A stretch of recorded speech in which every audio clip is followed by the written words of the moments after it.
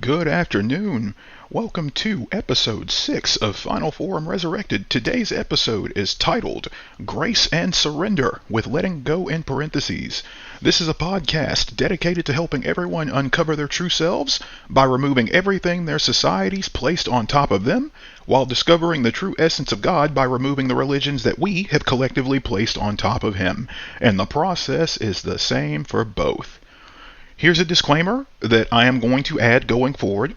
While God has not yet convicted me about my usage of edgy humor, 4-letter words, and sometimes even 5-letter words, I will attempt to keep those to a minimum so as not to dilute the message. I understand that for many people, what they have been told about God versus the way I sometimes prefer to communicate, pretty jarring. And it's going to take them a while to bridge that. So it's going to take a while to bridge those things. So I'll take those into consideration. Now we'll start with my not credentials and my not bona fides. What I am not is a judge, lawyer, doctor, psychologist, engineer, marriage counselor, or a financial advisor. Nothing I say should be taken as advice from any of those fields or professions. What I am is a fixer for God with a particular set of skills honed from various hats that He has allowed me to wear over the years. As far as my actual background, I spent 8 years in the Army Reserve while doing some ROTC at the same time before I got hit in a car accident. I have a Fakeonomics degree from the University of Arkansas in Fayetteville. I spent some time interning and doing terrorism research. I had an internship at the Washington County Sheriff's Office in Fayetteville, 2 years in law enforcement with some cross-training in dispatch. I have a decent security background. I'm not an agent anymore, but I do have an active life and health insurance license in the state of Arkansas. I have a lot of programming background with Java, C#, lots of types of SQL and Python as of late, and I also have a CPC certification, Certified Professional Coder, from AAPC. And as far as everything I wanted to do, well, I had to surrender a lot of those things. Because I wanted to do all of my work in the shadows and make the big bucks and not be known by anyone. But God calls us all to shine, and He has made it very abundantly clear that I am not allowed to stay in the shadows anymore. So here I am. So, a big thing about me, as far as the way I prefer to walk with God and the way I encourage you to walk with God, the first thing we're here to do, we remove dogma. We are here to authentically seek God, and that means removing dogma that we were taught so we can authentically seek His face. And a big part of that is giving up the translation dogma. You can have multiple translations without losing the essence of God. As a matter of fact, I encourage you to have multiple translations of the Bible because some of them are made to be easier to read. Some of them are made to translate the languages from back then into whatever language was contemporary at the time that translation was made. And some of those are made to go in depth. Some people recommend the King James Version. If you can't read Romeo and Juliet and understand it, you can't read the King James Version. And I am one of those people. So the way I recommend you go about this with your translations, have three and a Bible app. For my preferred translations, I like the Life Application Study Bible 3rd edition, NLT, because it's very easy to read. It reads naturally, although some of the meaning is lost. So with that, my second translation is the Amplified Bible, which it does not read naturally out loud, but it does have a lot of meaning clarified inside the verses in brackets. That's my second translation. My third translation, which comes very, very suspiciously timed for this episode, is actually my old man's Dake's Concordance Bible, which I kind of like the way it reads, but what I really love about it is it takes the footnotes from the 3rd edition NLT Bible and it absolutely puts them on steroids. Pretty much. It clarifies a lot of things, especially in the Old Testament. And let's face it, we weren't around during the times of the Old Testament. So there's a lot of things where even if you have a Bible that translates some of those verses to where you can kind of understand it, there's a lot of things that happen in the Old Testament where the verses breeze by them so fast where it's like, well, God, it sure looks like you went straight to Z on that. Where's the gap? And what a lot of believers do, they only know one translation. Maybe their pastors avoid the Old Testament. They breeze right past those things. They carry a bunch of doubts, and they feel guilty about carrying those doubts. And let me go ahead and take those doubts away right now. When you read things in the Old Testament that you do not understand, you are not doubting God. You are doubting your current level of understanding about the character of God. Those are two different things. And there is nothing wrong with doubting your own understanding. In fact, that's what you should be doing even when you think you know something. And you should be seeking to deepen your knowledge about whatever it is you're doubting. And because I always point the skepticism gun at myself, in addition with everything outside of myself, Dad's Bible is really, really good for this. I will give you one good example from the Old Testament where if you breeze by the verse, it looks like God just went straight to Z on something and you're confused, but where the footnotes clarify everything and get you right on the same page with God as we should all be. So, in the book of Numbers, chapter 20 specifically, there is a section where God tells Moses to go and speak to a rock which will make water burst forth to quench the thirst of the Israelites. What Moses does instead is he goes and strikes it twice, and he has some very, very pointed words for the Israelites. And then God follows up by telling him and Aaron that they can't enter the promised land anymore. And if you just look at the verses as they're written, it's like, okay, I get that he disobeyed, and I get that Aaron didn't put him in check, but why something so drastic? But then my dad's Bible came, suspiciously timed. Thank you, cousin, for getting it to me. And it lays it out. I'm going to read this verbatim for you. The notes in my dad's Bible are extremely small. 7 sins of Moses here. Angrily and provokingly called his people rebels. Emphasized what we must do instead of glorifying God. What they're talking about is identifying himself and Aaron as the source of the water instead of God. That's pretty big. Went beyond the divine command by addressing Israel instead of the rock. God told him to speak to the rock.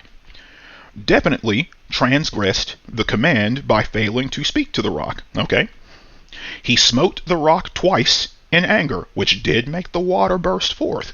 But I read some footnotes from another Bible that clarified that rock also symbolized the God upon which Israel relied, and also symbolized the coming resurrection of Jesus Christ. So Moses transgressed in a pretty large way here. He failed to believe God in that act, and he failed to sanctify God in the eyes of the Israelites. That's a lot of meaning wrapped up in a single act and a single speech. Now when you read that and you get all of that context, you're right back on track with God, aren't you? Okay, God, I'm on board. I see why you said he... Oh, actually, no, sorry. I went ahead of myself. You also have to bear in mind that around this period, Moses and Aaron had been preparing around, roughly 120 years or so in their calendar time for the delivery of the Israelites and the transition from slavery under the Egyptians into the Promised Land. So they had walked with God for a long time. They knew his character, and they knew what the expectations were. Okay, granted, the Israelites were on some next level stuff with the amount of complaining they did. That is completely understandable. I'm not going to jump on Moses for the feelings, because God already jumped on him for the axe. All right, that's just how it is. The Bible is here to show us what mistakes to learn from, not to tell us that we should all be perfect. But you see how these things tie together. And when you have walked with God for that long of a period of time, and he appoints you to that high of a position of authority, there's some things he expects. And contrary to the corporate America method of leadership, the higher God elevates you, the more he expects out of you, and the more accountability he expects you to have, the more integrity he expects you to have. Sorry, I just had to throw that sledgehammer of truth comment out there. But now you get it. Now you get why having one translation is not enough. Unless you are already a biblical scholar who is well versed in everything that happened back then. I am not. I'm just a guy. So, with that, now, sorry, that was long, but I think you guys get what I was putting down there. Now we're going to move to the housekeeping and ramblings. We are here to bring hope and to light the way back to the authentic faith. Because God and religion are two different things. God is God. Religion are the extra rules that we placed on top of God. We are here to get people from wandering in darkness or wondering what chapter of Revelations we are in. To do that, we must submit ourselves to God's process of undoing so that we can be healed and see the hope that was always sitting right here in front of us. And that process begins with the 7 tenets: awareness, surrender, gratitude, faith, humility, obedience, and prayer. I don't care if you memorize them or not. I still haven't memorized them even though I have them written in front of me. I only care that you live them as I try to live them. Walking with God authentically helps you understand the 3 P's, which, by the way, I haven't memorized because I just typed them up here because they sound cool. Our purpose, the processes, and the people. When we understand those things, we also begin to understand that the pressing we experience as children of God leads to endurance. That endurance leads to character. That character leads to hope, which we impart to other people. And that character we cultivate lets us invade the world with the light of Christ and create the roadmap home for people who would never know our names, because that's ultimately what we're about here. We're about souls, not about sides.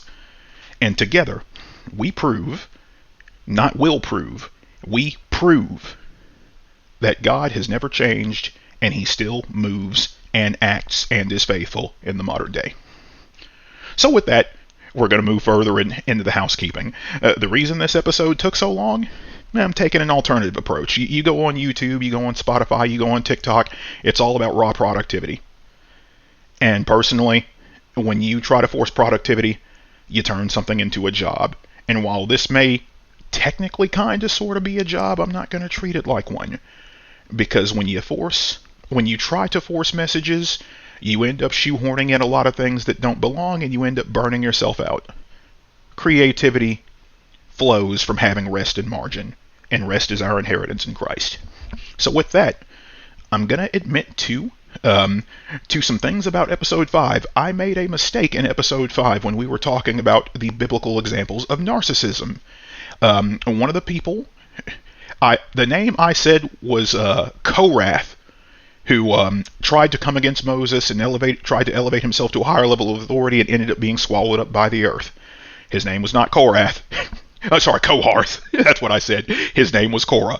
I somehow mixed up his name, Korah, with the tribe, the Kohathites. Don't know how I did that. Got Koharth, which sounds like a Conan the Barbarian character. And for episode 5, you guys will notice that the audio quality is way different from episode 4. That microphone has a different profile, and that means I'm either going to have to re-record number 5 or get so good with my audio editing that you can't tell the difference between episode 5 and episodes 1 through 4. Maybe both. We'll figure that out as we go along.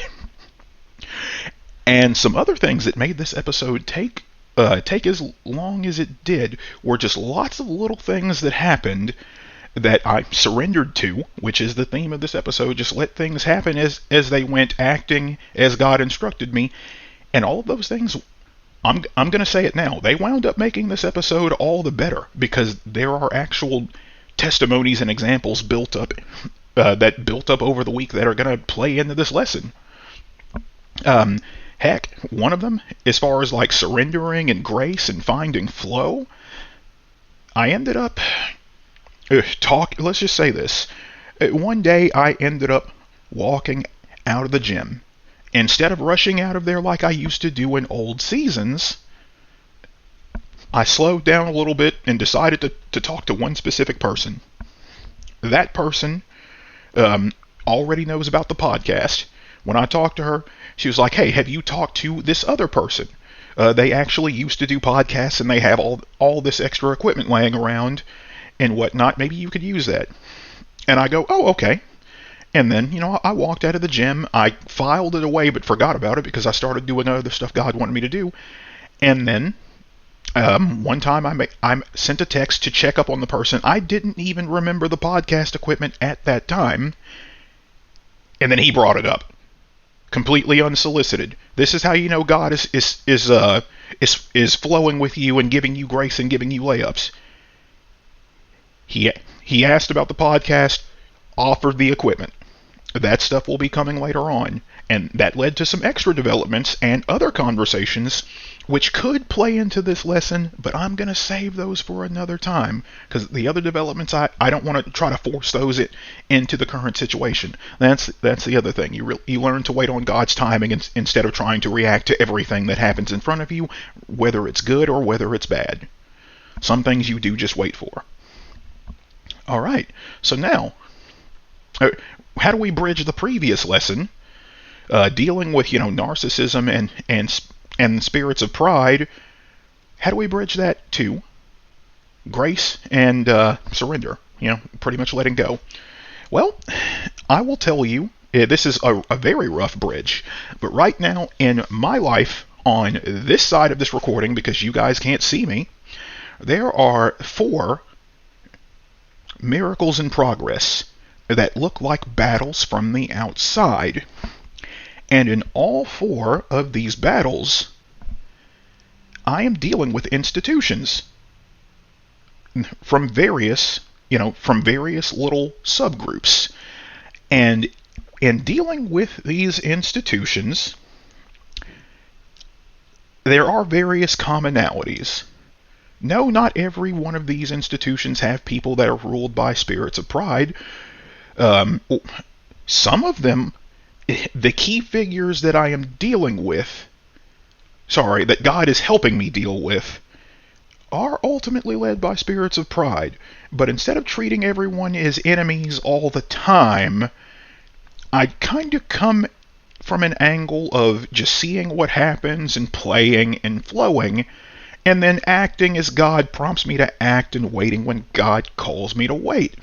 So for some of these people absolutely are ruled by spirits of pride, but in some of these other institutions, a lot of what I am seeing and what I thought I was fighting against, it's just ultimately people that are stuck. Some people are compromised because they were told to compromise all their lives. Some of the people ultimately want change but don't know where the change is going to come from. And some of the people have just completely given up because they don't see a way out of the situations they're currently in. And, as alluded to in the previous episode, I'm not a savior here. Jesus is savior. We are servants, signals, signposts, and shifters. That's it. And what I am doing with all 4 of these miracles in progress that are disguised as battles, maybe it'll change something big. In 2 situations, it looked like it might, but even then, I've surrendered my expectations to God.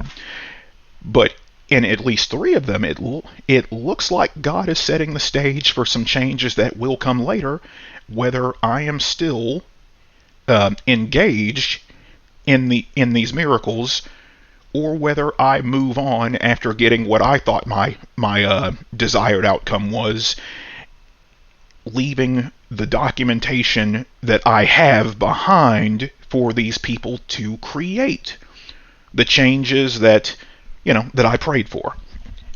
I'm being very, very vague about all of these things, because not even for legal reasons really, but because when you're talking about very specific things, and especially very, very big things, there's reasons God wants you to shut up to protect what he's working on. And me giving away all these things may invite other people to start battles that God has not assigned to them, which will interfere with what God's actually doing. Nothing can stop God, but you can mess up his stuff, and he has to rearrange things. That's why he wants us to be obedient. That's why silence is so important. But yeah, all those skills I talked about in the previous episode are being put to work on all 4 fronts right now.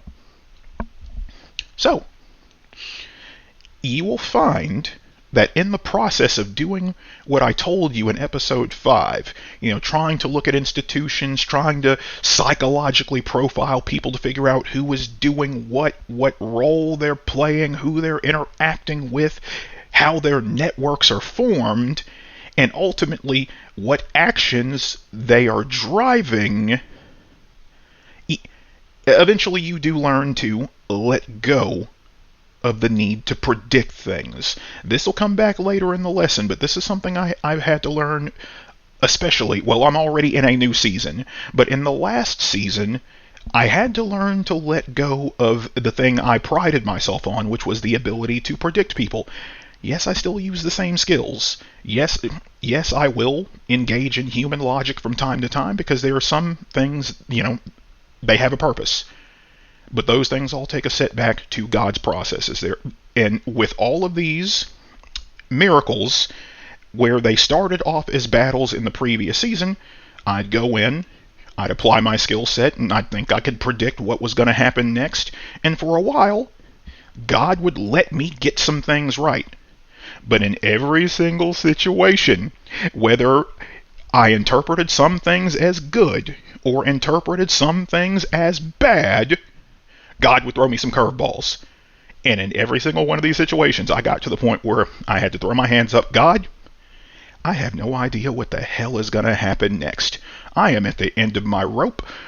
I thought I had everything kind of planned out, but clearly your plan is greater than my plan. Your thoughts are greater than my thoughts. Your ways are better than my ways. I have done everything I can at X step and Y process. I'm leaving the rest to you. And in every single one of these, at various stages, where I would put down my weapons, God was always there. He would lift his hand even higher, and things would advance. And he was teaching me the process. You pray about something, you do X activity.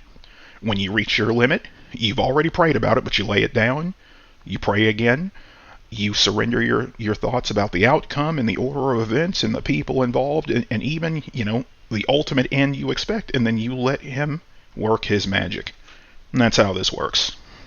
So, how does that bridge to, once again, episode 6? Well, it bridges perfectly, because I had to learn in every single situation at multiple steps to keep surrendering what I thought was going to happen next. And even things that I thought were bad in the short term turned out to be working together for my good, as God works everything together for the good of those that love him. So, where does this leave us here?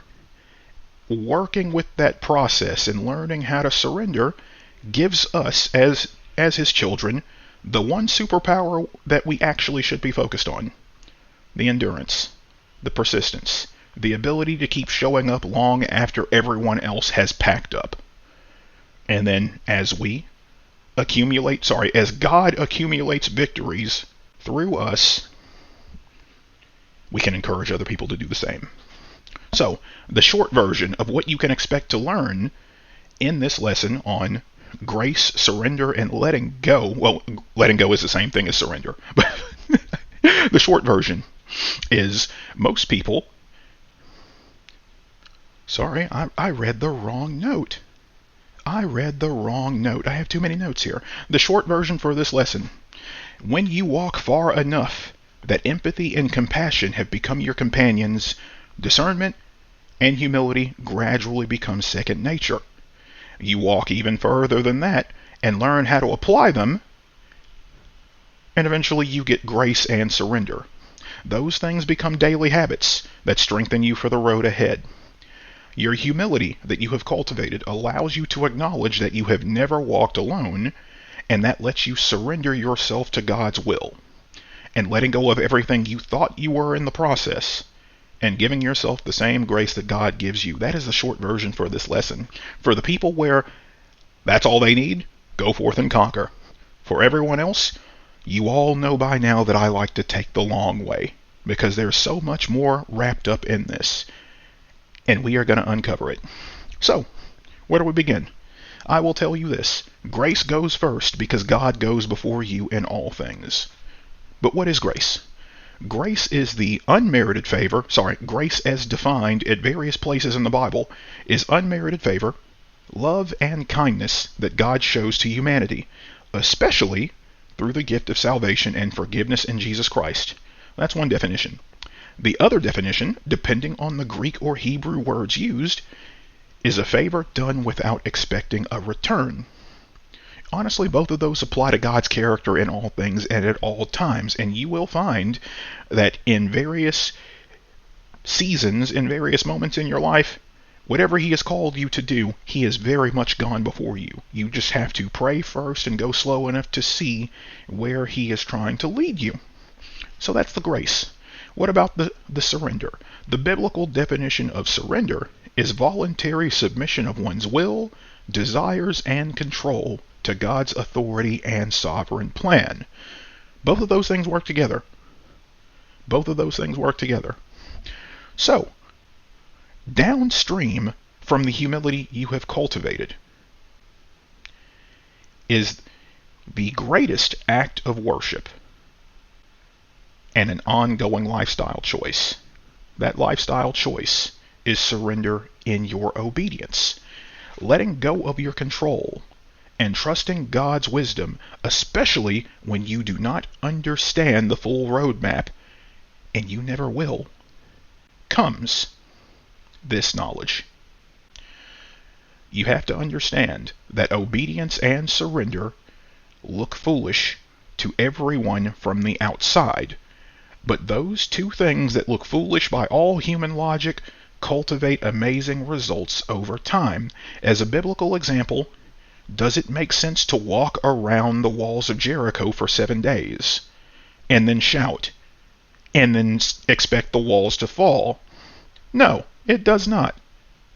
But that's what happened. That's what happened.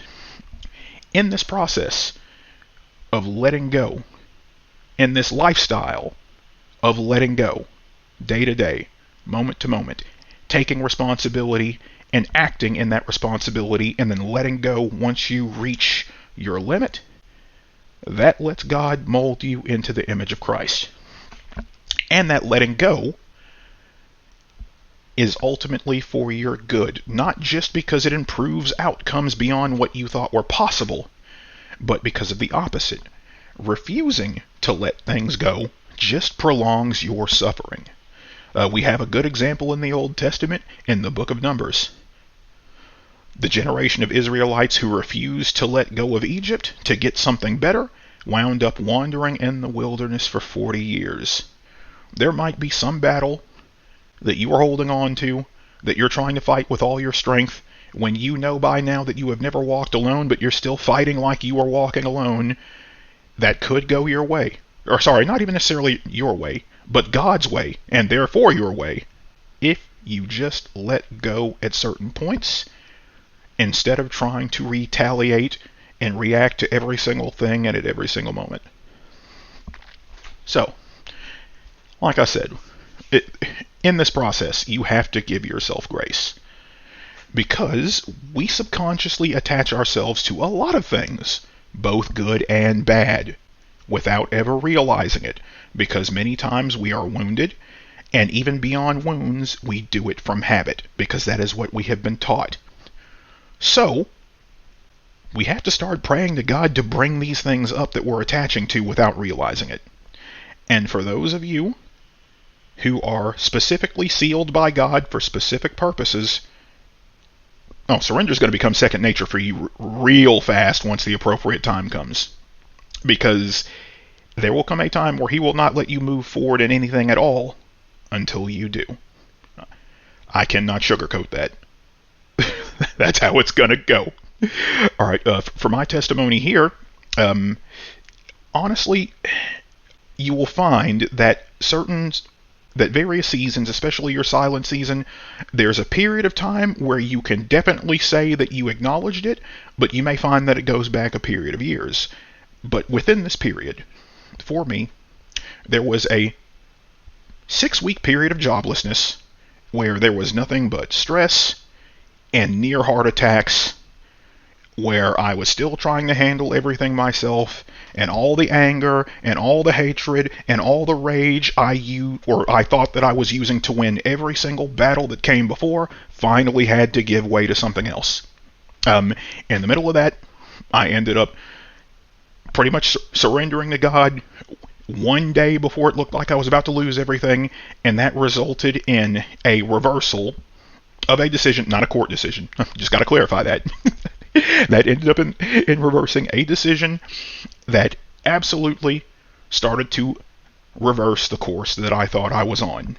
And that is one of the 4 miracles I'm describing that I'm still going to be vague about until it comes to pass. And it looks like it may come to pass within the next month. But I'm not going to worry about that because I've surrendered my expectations of timelines to God as well. But I know everything's working to my good, so there's nothing to stress about. I recommend, even beyond those that are specifically sealed, that everyone surrender everything to God, because everything does ultimately come from Him. Everything ultimately comes from Him. Everything that you thought you were, if you have a spouse and kids, you surrender those to Him because those are meant to come from your calling. They are not meant to compete with your calling. Everything comes from Him, period. So, I've already said it before, but I gotta say it again. Where does grace fit into the surrender process? The short version is everywhere. It fits everywhere within the surrender process, because surrender itself is not a single choice. It's a lifestyle of moment-to-moment choices. And you're not always going to make the right one. That is part of learning how to walk. Stumbling, falling, sometimes going too fast and falling again, sometimes walking off beat, sometimes walking out of alignment. We are human. It is what we do. But you learn to give yourself grace through this entire process, because just as every sunrise that you see is God showing you His grace, every choice that you make is another chance for you to give yourself grace. And an even shorter version of that is that if God is giving you grace, why should you not give yourself the same grace? There's no reason why you shouldn't be doing that. The grace you give yourself comes from understanding that many of the things that we have been told in this life are half-truths at best, and that we've been operating on autopilot for a long time. I know that eventually, in due time, this podcast is going to have a wide swath of viewers from different generations. Depending on which generation you're from, you may have lived through a time where everything seemed to be working, because there were still some inertia from times when people were actively trying to walk with Christ openly, even though a lot of the foundational lies were still present, versus other generations where you grew up into nothing working. Because so many things, so many lies have been stacked on top of the lies and the half-truths that everyone accepted, to where everything is shaking, to where nothing is working, to where even if you can't see as clearly as you would like to, you can at least tell that something somewhere has gone wrong, and it has been wrong for longer than any of us would like to admit. So, that grace you give yourself comes from understanding that things are half-truths. And you understand that because you have been operating on autopilot for a long time, you have to learn to take manual control of your brain, your spirit, and therefore your life. That is not an easy thing.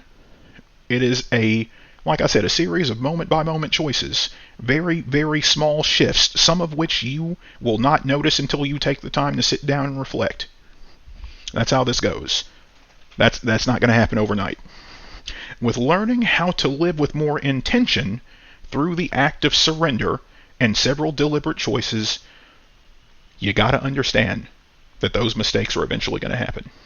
The grace we learn to give ourselves allows us to learn and to course correct instead of condemning ourselves for every single mistake we make. The change that you are seeking and the change that we all as children of Christ will ultimately experience is the result of faithful and consistent steps that improve over long periods of time.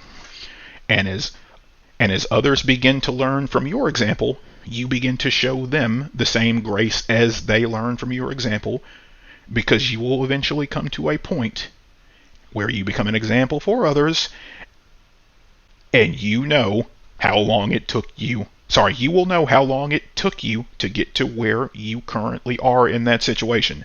So you know you can't expect lightning fast results from other people. Now, that being said, I will tell you that if, from my experience now, that you will see some other people grow close to your level faster than you. Do not compare yourself to anyone else. You should be thankful for that, because that means that you are serving as that good of an example. And it doesn't matter what walk of life you come from. It does not matter how you talk. You do not have to be try to be super nuanced and precise like I try to be in all things. God will guide these people, and God will guide you in a way that is specifically tailored to you. That is what it means by fearfully and wonderfully made. He knows what you need, how you need it, when you need it, in all situations. And that's the same for these other people. I'm looking at about 7 people right now, at least, who have been affected by my example, or the example I'm trying to set, hopefully all the good parts. And they're all coming from different angles. Yeah, some of them are kind of nerdy like me, but there is one person who is particularly close to me, who, I'll put it like this: the way they approach life is very different from the way I approach life. But every time we talk, they're talking about the miracles, they're talking about the surrender, they're talking about emotional release, and they're doing it in terms that I am not putting down to you here. But everything is going the right way. Everything about their journey mirrors everything that I'm putting down to them. And when we talk together, that person says that, hey, that's exactly what just happened here. Hey, that's exactly what you just told me was exactly what I ended up having to use yesterday. That's exactly what ended up happening. You said that as you rise higher in Christ, that animals and children start to see that in you more. All these kids are coming up and hugging me, and animals love me. Stuff like that. That's what's going to happen. It does not matter who you are or where you come from. We are all children in Christ. We just got to remember that and walk in it. So, with that, like I said, don't even bother comparing yourself to others. Whatever God is building you for, He will equip you to do it. If your gifts are different than someone else's gifts, that means that your assignment is different than their assignment. The only time you get disappointed is when you are trying to assign human value to these things. Who cares about human value? Okay, truth be told, we all kind of do deep down, but surrender your need for validation. All right, so your relationship with God, your blessings, your pace, and your timelines. All those things are unique to you. When you realize that, it becomes easier to give yourself grace about every single thing, and it becomes easier to surrender more and more, eventually culminating in every single thing. I'm going to pause it for a second. I have to use the restroom. I'll be back in a moment. Alright, let us continue where we left off. So I already gave you one example of something you should surrender, the need to compare. Now, let's get rid of something else. Sorry, let go of something else. The other thing you want to surrender to God is the need to feel ready. Because, frankly, human readiness is a myth. And there's going to be there's going to be a full episode on that. But human readiness really is a myth. So, in that sense, we can't apply what we think readiness to be to what God wants us to do. Because whenever God puts a battle in front of you, He's already provided you with the means to win that battle, even if some of the stages of that battle don't look like they're playing out in your favor. And prayer is one of the primary tools He equips you with. And as for the rest of the tools, you have to sit back, be more intentional, look around, and see what you aren't seeing while you're busy emotionally reacting to what's in front of you. You will eventually become a master at that. And you will see that at every step, no matter what the battle is, be it love, finances, changing institutions when they think that you're fighting them, you're going to see He gives you everything you need to take the next step. And to drive home this point about human readiness being a myth, even just purely in material terms, what job did you want to do at some point? Did you eventually get that job? Even after you got that job, did you feel ready to do what you were doing? Most likely not. Most likely, you tried, you kept showing up, kept trying, kept showing up, kept trying, and eventually, in the middle of that, that consistency built competence, and that competence built confidence. To be frank, that's almost exactly how it works on the spiritual side of things. It's just that because you aren't used to fighting these battles with these tools, you don't see yourself as ready. If God puts a battle in front of you, spiritually, you are already ready. All right. So with that, when you realize that human readiness is a myth and you surrender the need to feel ready to God, there's something else you're going to surrender naturally. The desire to feel motivated for whatever it is God put in front of you. I'll put it like this. This is going to be its own episode too. Motivation is a terrible motivator. And it has a specific place in your life. Motivation is a terrible motivator because it can vanish in seconds. A few weeks ago, I was with the men's group, the premier group of prayer warriors in the state of Arkansas. And at one point, I don't remember what we were talking about, but the subject got to motivation, and he pretty much laid it out. He's like, you know what? Consistent obedience is the right way to go. Because you can be on fire for God 1 second, and then someone just says one word, and that saps all the motivation out of you. That's all it takes. One word, 1 second, one event. Suddenly all that motivation and fire you had is gone. But the task is still there. Whatever God calls you to do at any moment is still there.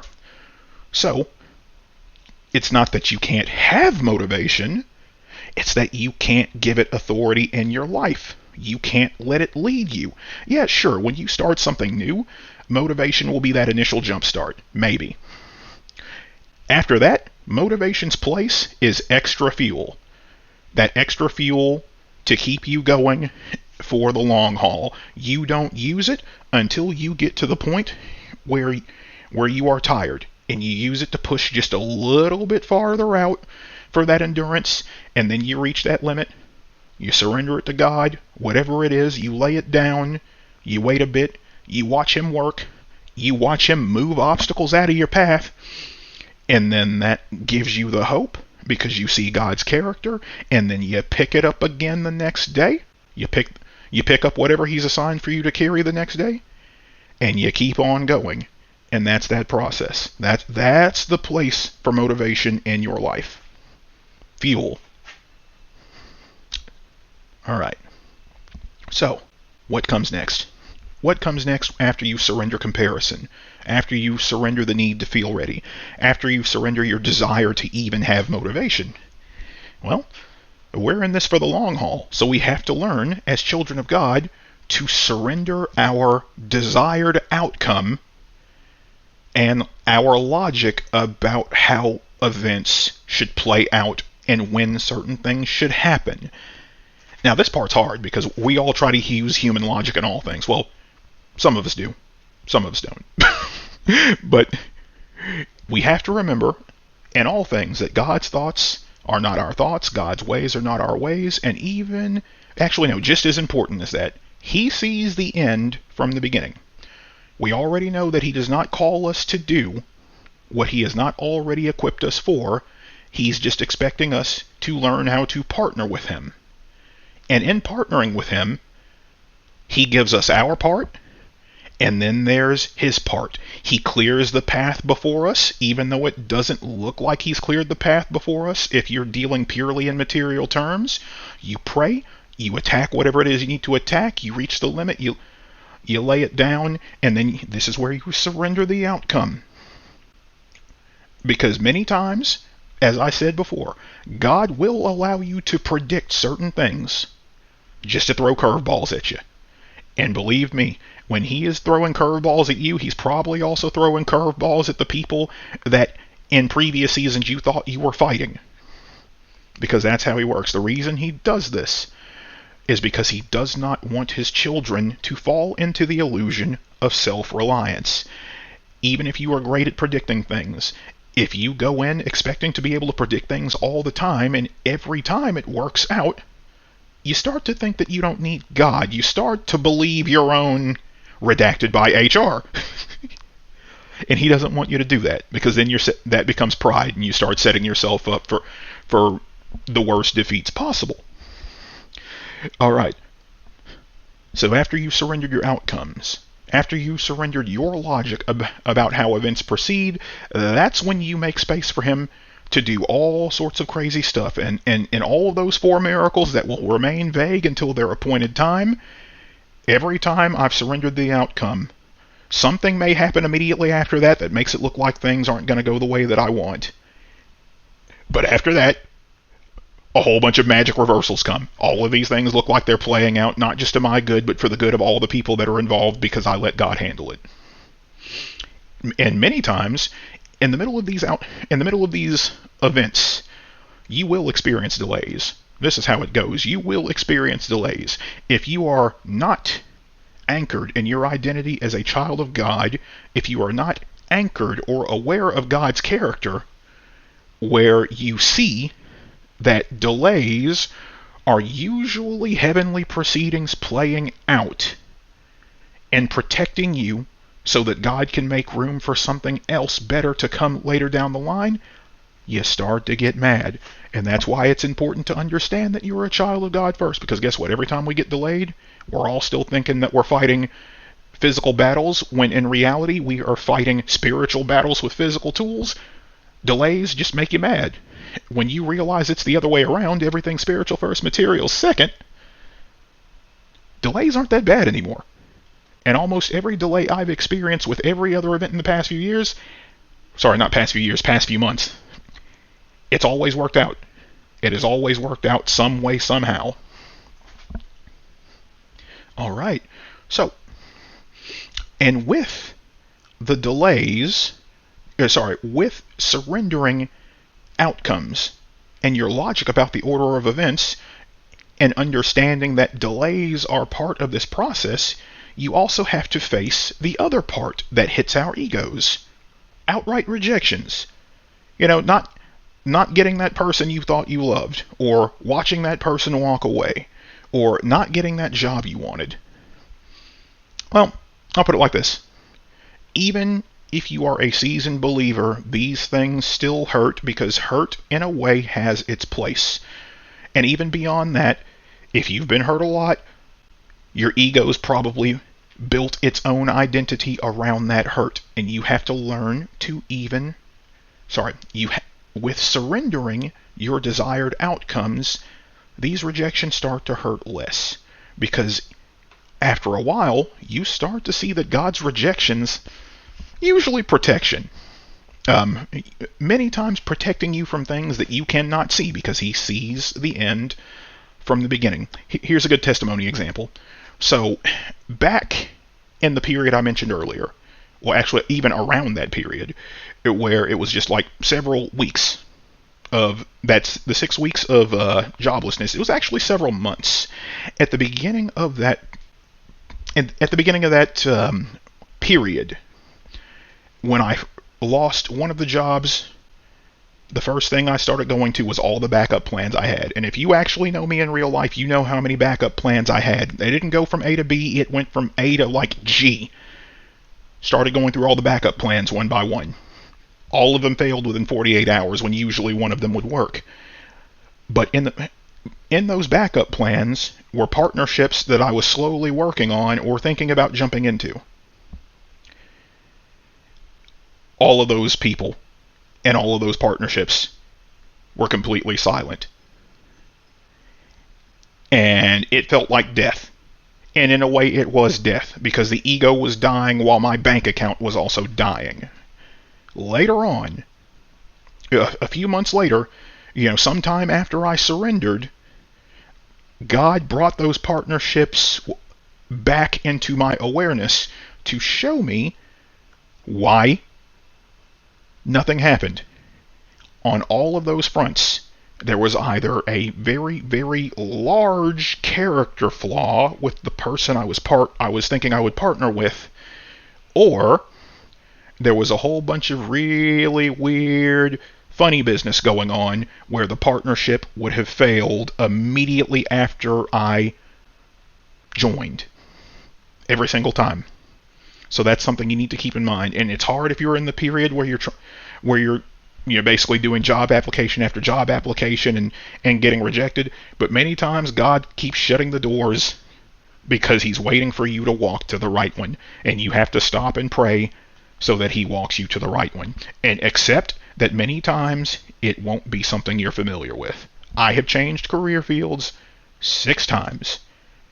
Well, over 6 times. And even at that point, even with that experience, I was still going after the familiar. Now I'm walking into the unfamiliar, and things have improved so darn quickly, it's not even funny. So, surrender your outcomes. What you see as rejections are usually God's protection. Alright, so, you have to remember that while you are surrendering your outcomes, I already said this before, but it bears repeating again. You surrender outcomes, but it's still your responsibility to act on God's instruction at the right time. And he knows when you actually need prep time, and he knows when you're disguising hesitation as prep time. We've all done it. Don't stress too much about it. If you actually need genuine prep time for something, God usually does not push you to urgency. And when he does push you to urgency, that urgency does not come with anxiety attached. It comes with peace attached. Most things, you have some time, you have some margin to prepare before you jump into it. So give yourself grace there. Give yourself grace in finding the balance in the moments where you have to make these choices. And understand that you're going to have to give yourself even more grace if that situation involves facing what you fear the most. That's real. That is real. If many times God is going to hide a large blessing, especially something you really, really prayed for, behind you facing the thing you fear the most, because you're going to have to learn to rely on him even harder than you ever did. And you have to understand that the battles and wounds that you fear surrendering the most are the exact battles and wounds that surrender is designed to deal with. Whatever you release, God redeems, because he holds you in his righteous right hand. Remember that. That will never not be true. If it's something you're really, really holding on to, that's an indicator you need to be releasing it. Alright, where do we go with this? Where do we go from here? I can tell you that from experience, the more you surrender to God, the more your timing aligns with his. And with that proper alignment with God's timing, you surrender the need to be in constant motion and the need to immediately retaliate against everything. This applies to every area of your life. Trust me, my identity used to be anchored in being the fighter, the guy that shows up when nobody else does, and the guy who gets redacted done, no matter what it is, no matter how long it takes, no matter how many things are going on. That had its place. That place, I am no longer in that place. There's a time for all things, and that time is very much over. The persistence has stayed, but even the persistence has been surrendered to God. Now we're using it properly. So, surrender the need to be in constant motion. You don't need to always act against everything. You don't need to immediately retaliate against everything. And I'm going to tell you how to identify these situations when you don't need to be immediately acting.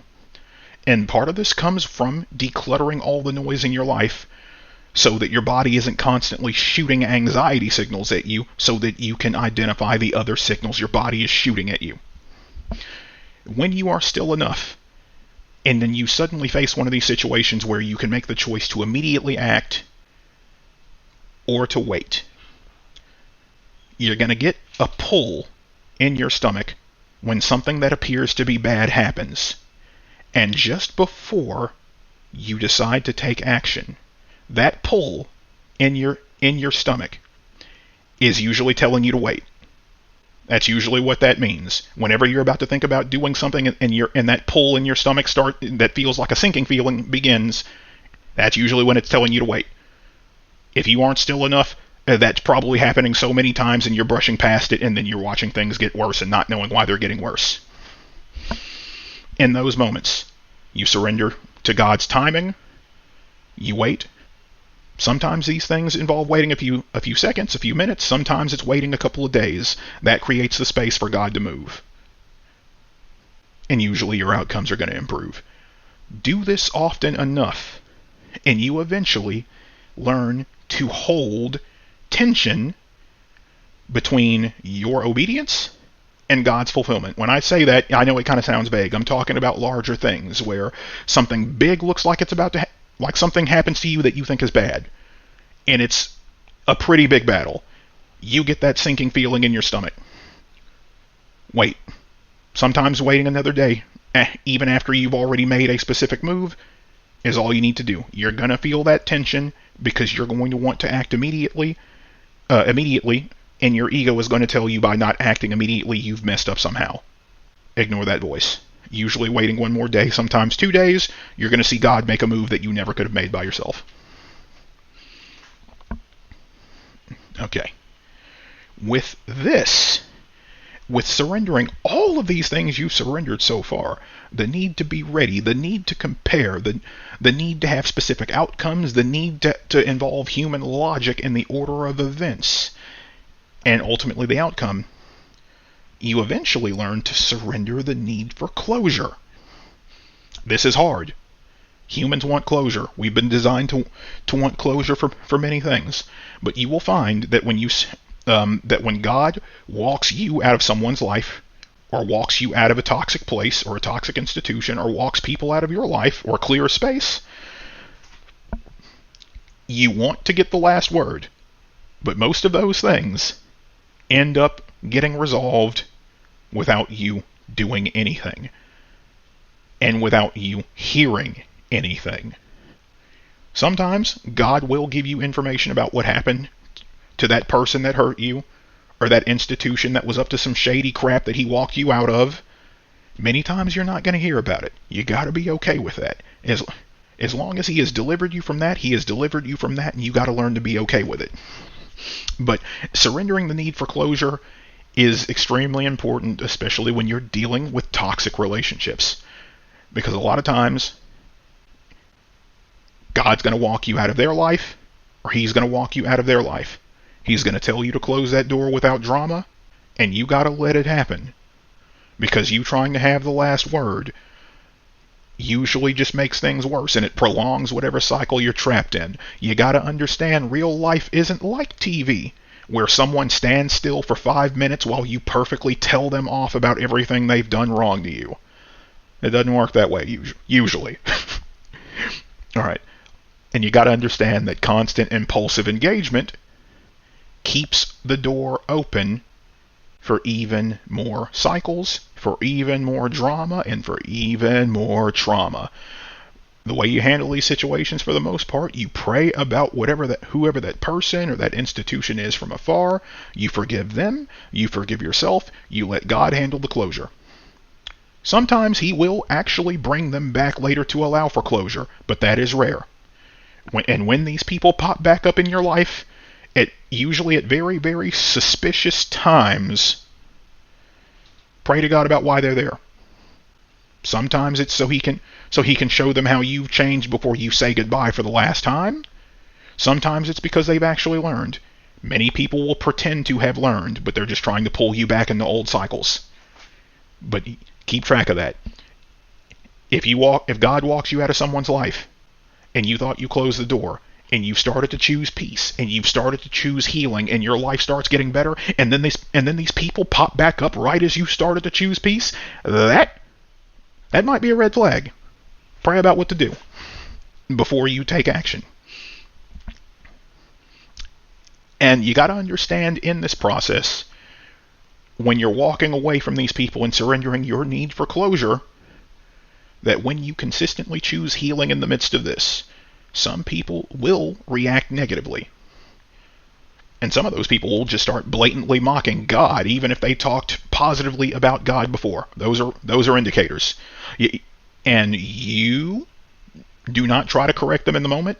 You keep choosing peace. You keep walking. You keep walking with God. Because you have to understand, as a child of God, Most people live just close enough to God to be comforted, but not close enough to be changed. That's most of us at some point. And when you choose healing, your healing shines a light on what they don't want to address, and that causes them to react negatively. And you have to understand, when you surrender, this will help you when you surrender your need for closure. Many times God separates you from others because he can't effectively heal either of you while you're reinforcing each other's old wounds. I call that a warped form of codependency, where you're both trauma bonded, and you're in cycles of constantly digging up the wounds, constantly reflecting on things in a negative way without trying to heal, without trying to improve, and that just keeps you both trapped in the cycle. Sometimes, and this is really hard, especially if you got a boyfriend-girlfriend situation going on. Sometimes God has to separate you in those moments so he can heal you separately. Sometimes he brings you back together. Sometimes he does not. That does not mean you need to go back to your toxic exes immediately after you heal. So, many times, what's done is done. And I have a little testimony for you about this one. Around the time God was teaching me how to surrender and what to surrender, he made it perfectly clear to me that almost nothing in my life would be allowed to move anymore until I had truly surrendered everything. Everything. And the last thing I had to surrender before my life started actively moving again was a guy who was like a brother to me for 5 straight years. I met him when I was working at an insurance company. We worked at 2 companies together, and we would juice each other into other places as we moved around. I have never seen this man's face, ever. But we would talk hours on hours, day after day, and we would bounce knowledge off of each other. He'd teach me about finances, I'd teach him a little bit about what I knew about all the areas of life, and a lot of the knowledge, well, the more material side of the knowledge that I'm bringing to you now are direct results of our old dialogues. But eventually God told me, hey, you got to surrender this guy too. You hear that pause? That's how much it still hurts. I had to let go of that guy. And God was like, hey, both of you guys are still wounded. You have to let this guy go. You have to let him go. He has to let you go. You're both trapped in cycles. Because even though you've learned a lot from each other, you're reinforcing each other's old wounds. You're not going anywhere else until you let him go. Stop answering the phone. Stop texting. Let him go. So, it took a while. I faltered a bunch. I would answer back every now and again, and then the cycles would start over again. And that made it easier for me to let go. Had to give myself grace in that process. It's hard to let go of someone who you thought would be your brother for the rest of your life when you've known him for 5 years. And in this process, he sensed it was happening before I did, because the talks would become more frantic, the messages would become more frequent.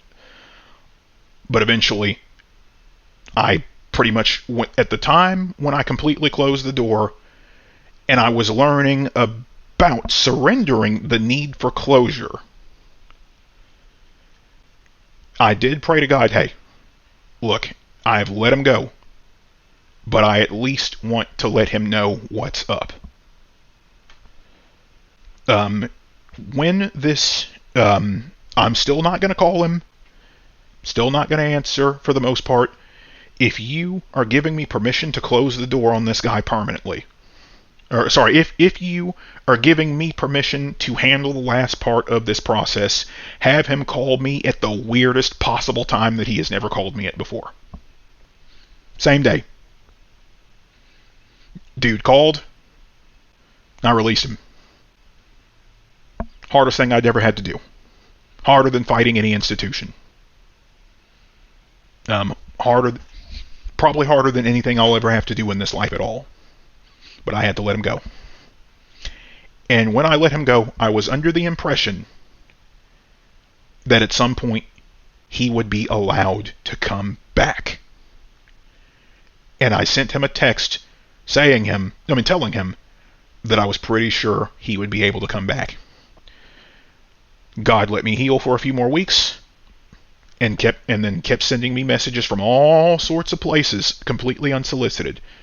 Hey, this guy can't come back. He can't come back. And I had to live with it. And by that point, it was easy for me to live with it, which is why I'm sure, God waited so long to tell me. But there's another testimony piece with this. Around the same time, there were two females in my life. One was my girlfriend I had broken up with several months but kept in contact with because it wasn't that we were a bad fit. We just had differing situations, differing goals. And there was one female friend that I had released shortly after breaking up with the girlfriend, but before closing the door on the man who had been like a brother for 5 years. Somewhere between that. On the same day that I released this man, I got... How do I say it? I got updates about the ex-girlfriend and the female friend that are very much in line with what I've been trying to put down to you guys here. The girlfriend called. The ex-girlfriend called. And she let me know that she was getting closer to God. She was going to church. And she was starting to get guided into a lot of the lessons that I was trying to teach her while we were together. But she could not learn because she had wounds from days before she knew me. So that's exactly what I'm talking about. Sometimes God has to heal you separately. So that was kind of cool. So I gave her some encouragement and went ahead and let her go.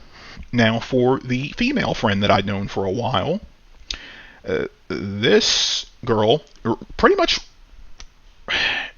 Wait, no, the ex-girlfriend called early in the morning. This female friend called after I had gotten off the phone from releasing the guy who was like a brother. She called me up and she let me know that her life was very much improving, that she was cleaning up everything, and that me walking out of her life showed her how bad a lot of the other people in her life were for her. This is not ego. This is what she said. She said that no one had tried to be as kind as me, and no one was trying to help without constantly asking everything of her in return. And me leaving showed her what she actually needed. So she started giving her life to God more. She started cleaning up. She started improving. She's well on her way. Same day. 3 people. Same theme. Same day. That's something else you're going to see when you start this walk. Some of your days are going to carry certain themes, and God's going to give you 2 or 3 confirmations about whatever that theme is, or whatever your task is, or whatever He wants you to do next. That's how this works. So, with that, I know this is already pretty dang long, and I'm only 6 pages down in this in this episode. I'm going to give you a term. It's called synchronicity.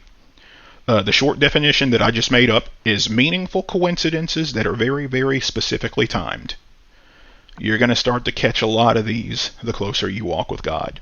There's all those little confirmations about what you're doing, what you're learning, what God wants you to do, or something God just had you learn or just had you do.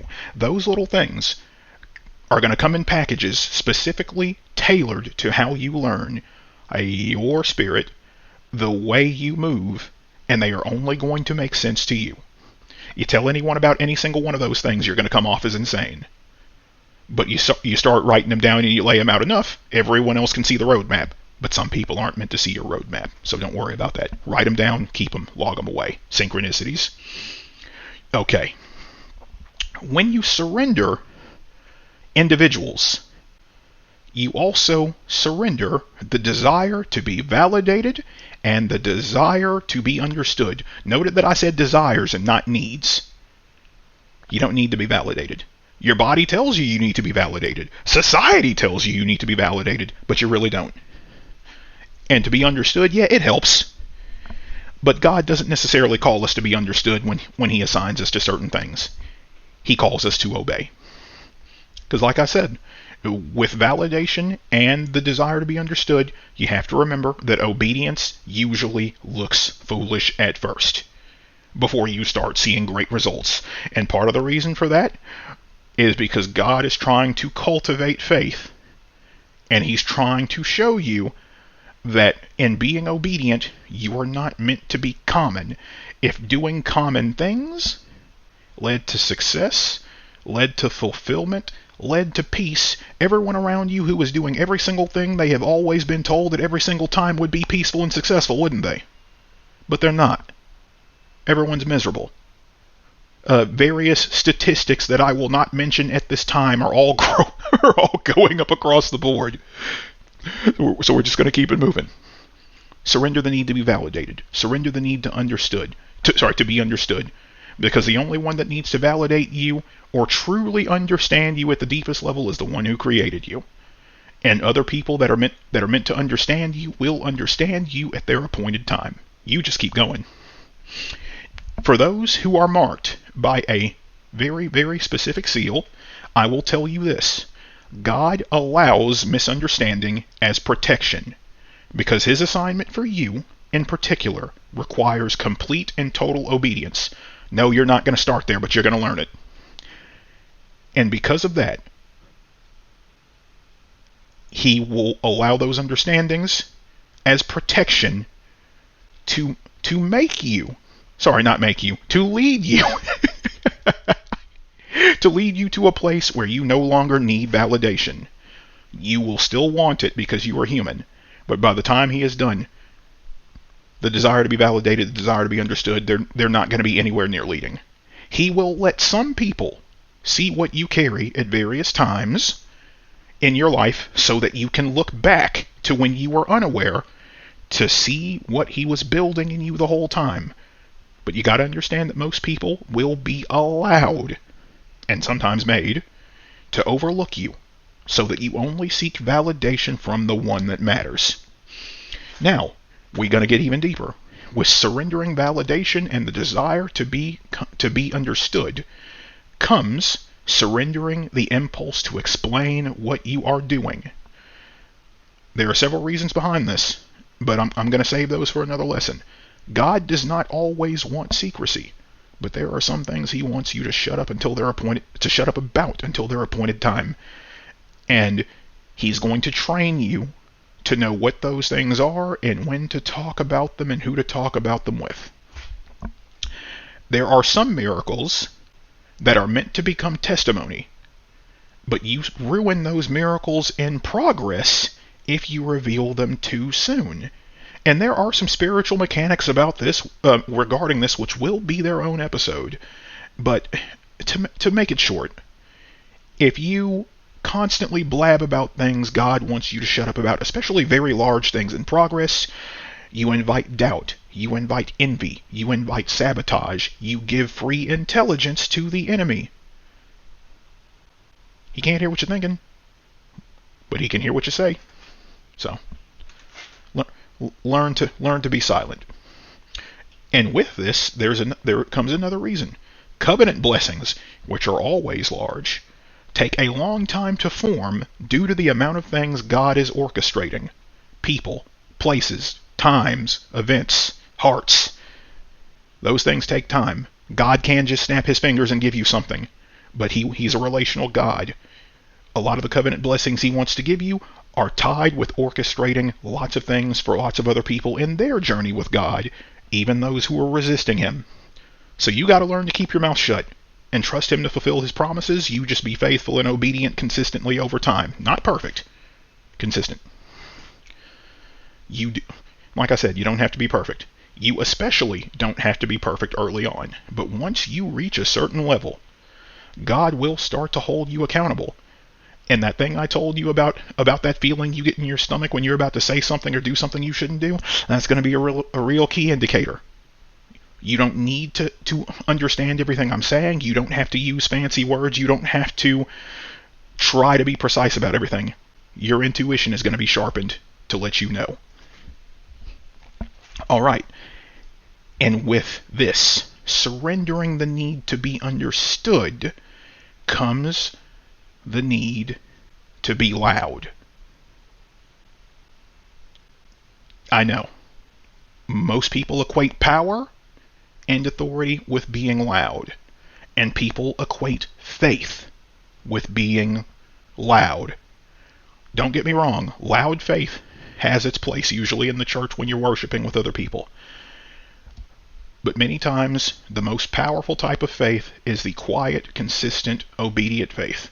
You will find, after walking long enough, the most powerful believer is not the loudest one. It is the most surrendered one.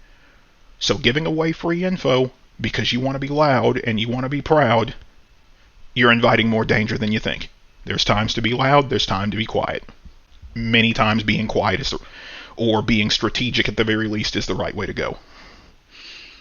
Okay, so now this is where I'm going to throw a curveball at you. We are called to endure as children of Christ, but at some point you got to surrender the impulse to justify all your pain with endurance. This is hard. This is incredibly nuanced. We are told as Christians that we have to endure every little thing. We have to endure lots of things because, we live pretty long nowadays, but we are not called to endure every little thing that happens. The narrative that being Christian means you have to endure every little thing the world throws at you is an absolute lie meant to keep you down and bogged down into battles that were never assigned to you. And these things that you actually aren't meant to endure includes things like toxic relationships, disrespectful behaviors, and tending to every little problem that every single person has. Yes, we are meant to be Christians. We're meant to be merciful. We are meant to be enduring. We are meant to be charitable to a degree. But we are not meant to engage in everyone else's problems. We are not meant to tolerate every little thing. That is false. You're going to learn what you need to endure and what you need to let go of. The deeper you move into this healing process, into this surrendering process, the clearer it will be what is meant to be endured and what you are meant to walk away from. And as my evidence, I present the ultimate G, Jesus Christ. You have to remember that even Jesus withdrew to quiet places to pray before major movements. And even Jesus walked away from crowds who were determined to misunderstand what he was carrying. He did not cast pearls before swine. And even Jesus did not stop to heal every single person who requested it, because he knew his greater mission would result in the redemption of everyone who accepted said redemption, while knowing not everyone would accept said redemption. So you got to be mission focused. You got to be Christ focused. You got to know what you're called to endure, what you're not meant to endure. Some things you're only meant to endure for short periods of time. Some things you are meant to endure until you become aware, which is the level I am calling you to now. Until you reach that level of awareness where you can look back and see, okay, I'm not meant to endure this anymore. We're laying it down. God, this is yours. I'm walking away. Now, with that, we're going even deeper. Eventually, we've already surrendered the desire for motivation way back on, I think, page 4 of this. You eventually learn to surrender your feelings and your desires in general, especially the need to be loved or any sexual needs. This does not mean that you do not feel them. This does not mean that you do not engage them. This does not mean that you do not acknowledge them. Doesn't mean any of that. I'm going to clarify what this means. Surrendering your desires and feelings does not mean denying them, because if you deny these things, you deny your engine. Surrendering here means not giving these feelings and desires authority. It means sitting with them, directing them properly, and giving them to God so that He can purify them. If we weren't meant to feel these things, we would not feel these things at all. When you give these feelings and desires authority instead of properly directing them, you open yourself up to bad spiritual cycles and bad spiritual events. I'm going to reach back into the toxic X bucket. Well, before they become X's, some of you guys are in toxic relationships right now. If you are so desperately driven by the desire to feel loved, much of that, I understand, much of that comes from trauma. But if you keep letting that lead you, you're going to keep loving the wrong person. You're going to keep jumping into relationship with wrong people. And you are going to risk missing whatever actual blessing God has in store for you. You're so desperate to find the covenant that you're leaping at counterfeits. That's just one example.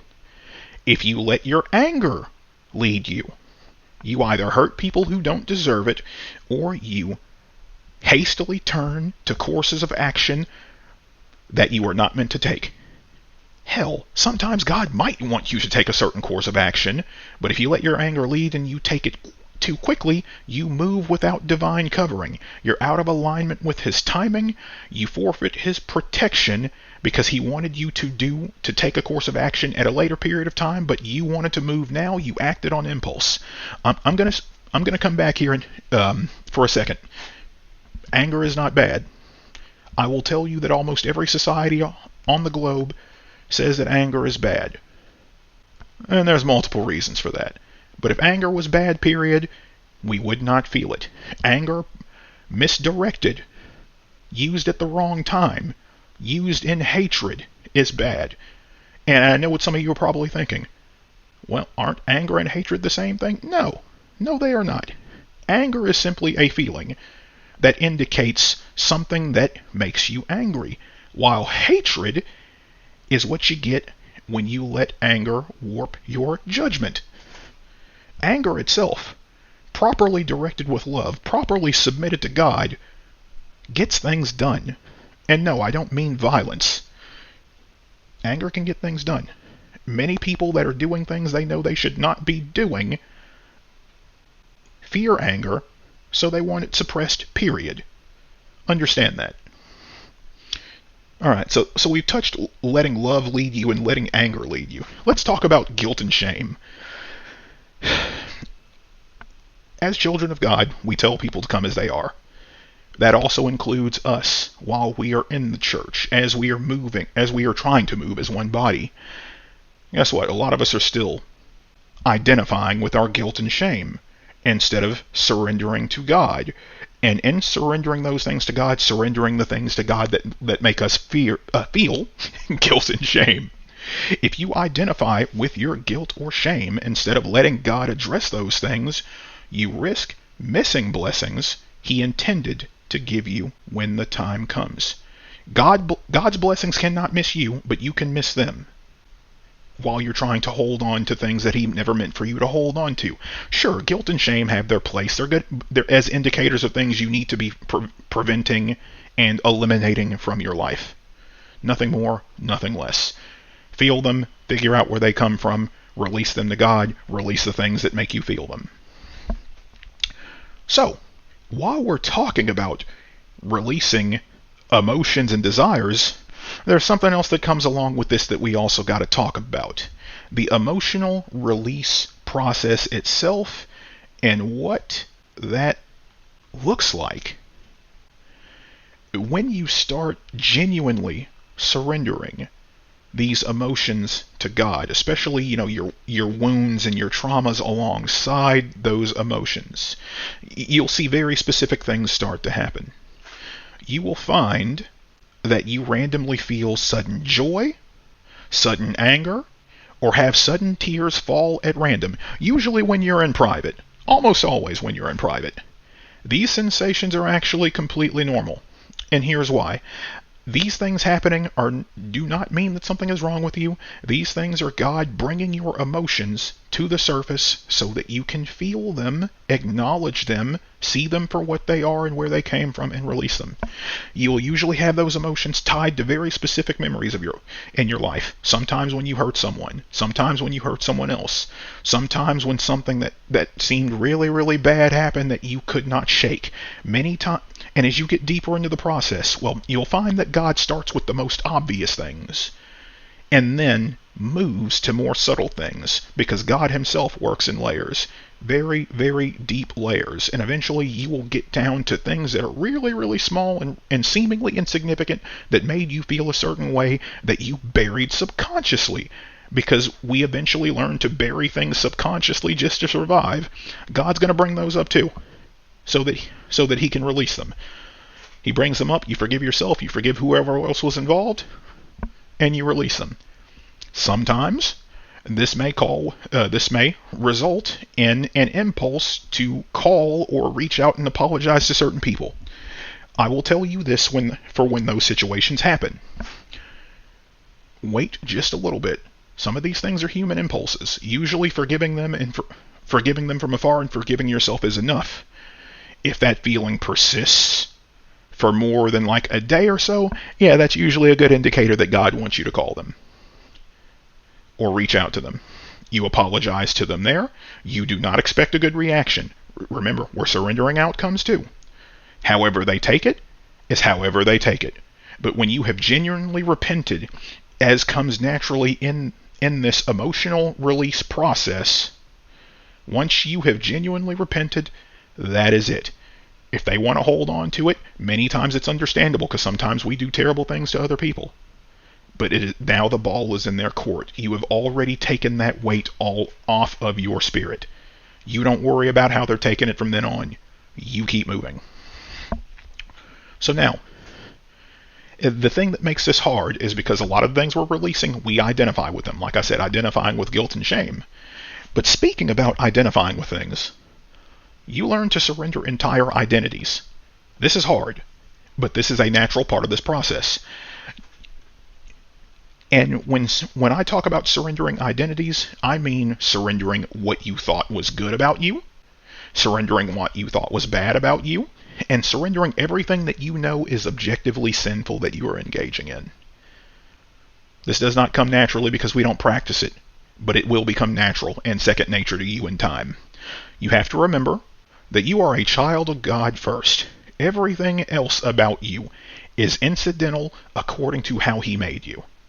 Nothing else matters except that identity as a child of God. Everything else flows from it.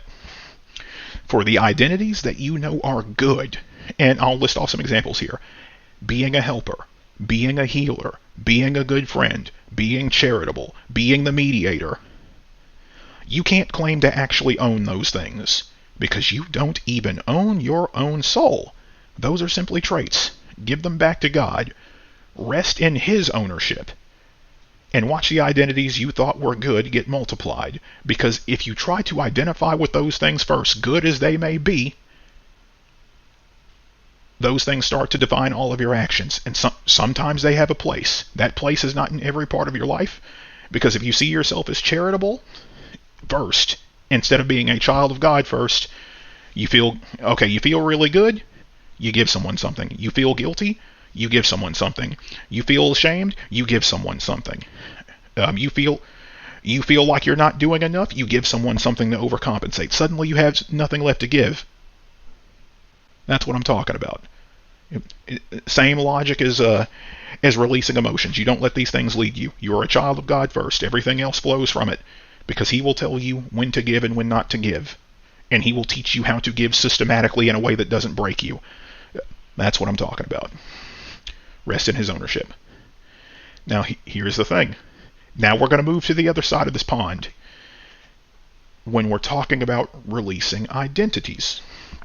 When we get to the part where we're talking about releasing bad identities, or identities that you know are objectively sinful, frankly, these are a bit harder than releasing the good identities.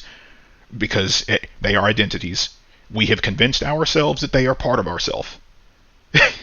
And they're not. They're just things that we started to engage in, and we started to engage in them so habitually that we confuse the role for the person. Sorry, the act for the person. They are not roles. Although some people, no, I'm not going to go there. I'm sorry. I'm sorry. Sexual identities trip you up the worst, especially when you haven't surrendered the desire to be validated, because that is where a lot of sexual identities stem from. Now, for the guys, the ladies can still listen. This will be its own episode, and it's going to be called Swimming Out of Sexual Sin. But for guys specifically, I'm going to tell you this. When we're talking about sexual identities, the man that can have and engages with every woman that he can get his hands on is just as bound as the guy who doesn't think he can have any woman. These are simply different physical manifestations of the very same spiritual condition. The only difference is the amount of options one has. You will see that a lot of the guys who stake their very identity on being able to get any woman they desire ends up with a lot of problems.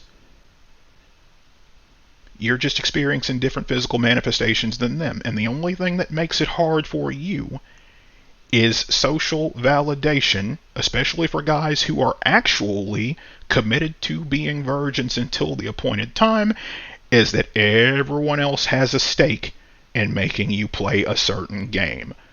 Either to have babies so you are forced to engage in systems built on manipulation, deceit, and control, or to make you want to engage in church when you're already engaging in church, or to make you have to pay into certain systems. We're not going to talk about that today. We are way upstream from that. Those are facts. But here's your biblical example of a man who could get any woman he wanted and experienced a whole bunch of problems. And it's not necessarily because of the women themselves. It's because of the man's condition in straying from God. This man was Solomon, the wisest man on earth. Thousands of concubines, which by definition were basically unofficial wives, depending on which country you were in. He had thousands. You know what happened? He got pulled away from God and engaged in the worship and ended up encouraging the worship of foreign gods. That's what? Same sexual sin. Different physical manifestation. Almost the same result, if he went far enough. So, with this, with surrendering identities, and especially sexual identities, including the ones I'm not alluding to here just yet, we are way upstream from that. I'm also going to take the liberty of breaking the lie that you can sell your soul, because I've already given you the answer. You can't actually sell your soul. We all say it because we've all inherited that saying. The lie that you can sell your soul is another lie meant to twist your perception, and here is the reasoning. If God owns your soul, then it's not yours to give away, is it? That means you actually can't give it away. Can you take something from the God that made something? No, you really can't. He lets you use it. So, what about those who are acting as if they have sold their souls? The key word is acting. They have fallen for the narrative that they can sell their soul, and they have engaged in acts that are commensurate with selling their souls, because their perception is twisted, and they will continue acting under the delusion that they have sold their soul until they are made aware that they cannot actually sell their soul. Perception is a powerful thing. It ends. The delusion that they sell their souls begins to end when they realize that they are deceived, and the acts end when they revoke their consent. That's just a side note. That'll probably be its own lesson too. But going back into surrendering identities, for the things that you know are at least bad or objectively sinful, you should be actively surrendering these on a moment-to-moment basis. And the reason I say moment-to-moment basis is because we all expect it to be, with everything else, we expect everything to be large, dramatic, one single act of willpower above all odds. That's not how this works. That's how entertainment works, because entertainment has budgets, which means things have to happen quickly. Real life, slower, less dramatic, more mundane, more consistent. We tend to hold on to these things we are not meant to hold on to, habits, identities, and whatnot, due to trauma and or comfort.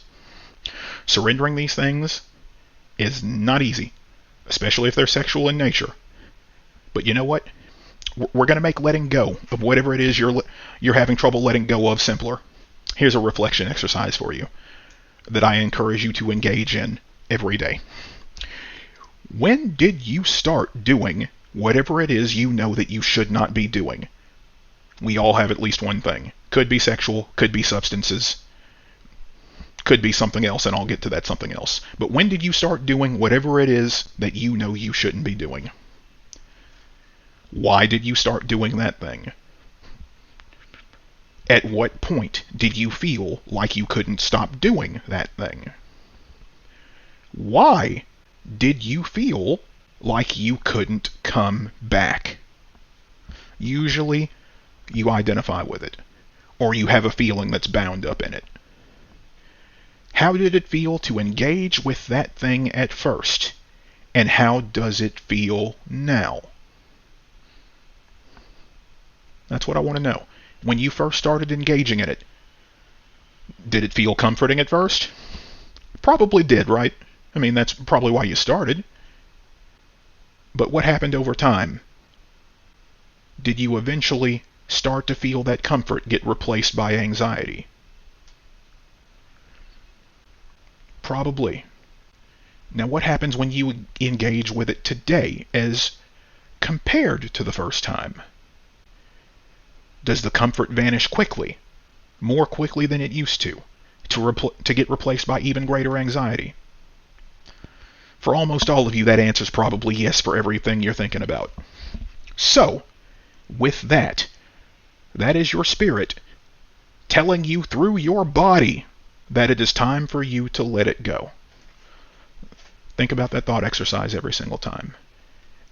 And for getting rid of it, I've already given you the map for it. The same emotional surrender process, calling it out, giving it to God, and then consciously choosing moment by moment not to engage in it. Initially, it's going to be hard. But you will find that after you've truly given it to God, there is less and less willpower involved. Most people think willpower should be used to kick every single habit all the time. That's not how it goes, because there are certain times where you just don't have the willpower. Giving it to God first and letting God walk you where He wants you to go results in your spirit growing, and in the process eventually outgrowing it. Yes, that means you may fall back into temptation every once in a while, but you're going to notice over time the time it takes for you to fall into temptation grows, and the amount of willpower it takes for you to not act on it shrinks. That's what you're going to see. That is what you are going to see. I've done it. My habit was doom scroll. Well, not doom scrolling, but looking at all different sorts of news sources, trying to see if all the predictions I made as a kid were going to come true. For the most part, they did. But guess what? Looking at all that information constantly, nothing but doom and gloom, it almost put me in the hospital. Actually, no, it did put me in the hospital. Had to drive myself. Didn't help. Did not help. That was my habit. That was me justifying to myself, oh, if I keep track of everything, if I stay on top of everything, I can predict what happens next. Still anxious. Still hurt. Still almost cause heart attacks on multiple bases. Did not help. Take the same roadmap. Take this roadmap I'm giving you, use it to kick whatever habit you got. Rinse and repeat for every single other habit you got. Okay, so where do we go to next? Actually, no, let's talk about the spiritual mechanics behind surrendering your sins to God for a second. This is going to be kind of short. Once you genuinely give it to God, I will tell you from experience, the spiritual chains that bind you break immediately. Immediately. But you have to continue to repent and continue to outgrow that sin until eventually you find that you think about it and it's like, no, there's no point in doing this anymore.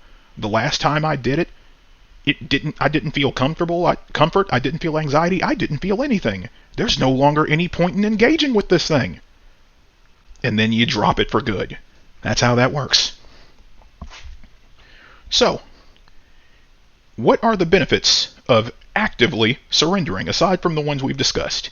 Oh, one moment. I'm going to go take a restroom break, and I'm going to come right back. All right, I am back. Let's keep this train rolling. So we're talking about the benefits of active surrender, in addition to what we've already discussed, because this is already pretty darn long. What you will find is that active surrender, that conscious choice to make the right choices at all moments, well, eventually all moments, we're not perfect, but eventually all moments, it prevents drift, spiritual drift.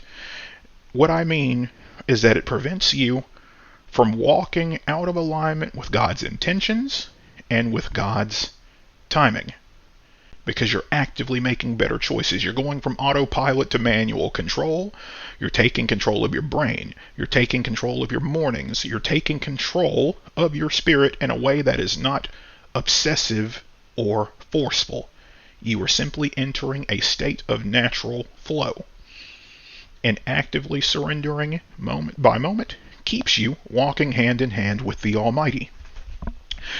You have to understand that most of God's children, outside of very specific people at very specific levels of authority, are not actively in active rebellion against God. They have simply drifted. And they are unaware that they have drifted because the world as a whole has drifted. But that's how the devil works, isn't it? Gradually twisting perception of what we think is necessary to gain consent from us in order to pull us out of alignment with God.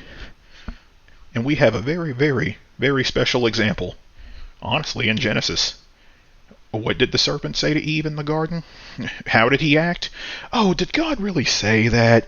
No, you're not going to die if you take a bite of that apple. That knowledge is good.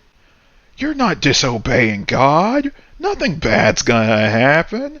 Simple twists in perception. That's the same way he works today. You have to understand, I don't care what society you're in, east, west, north, south, doesn't matter. The devil works the same way.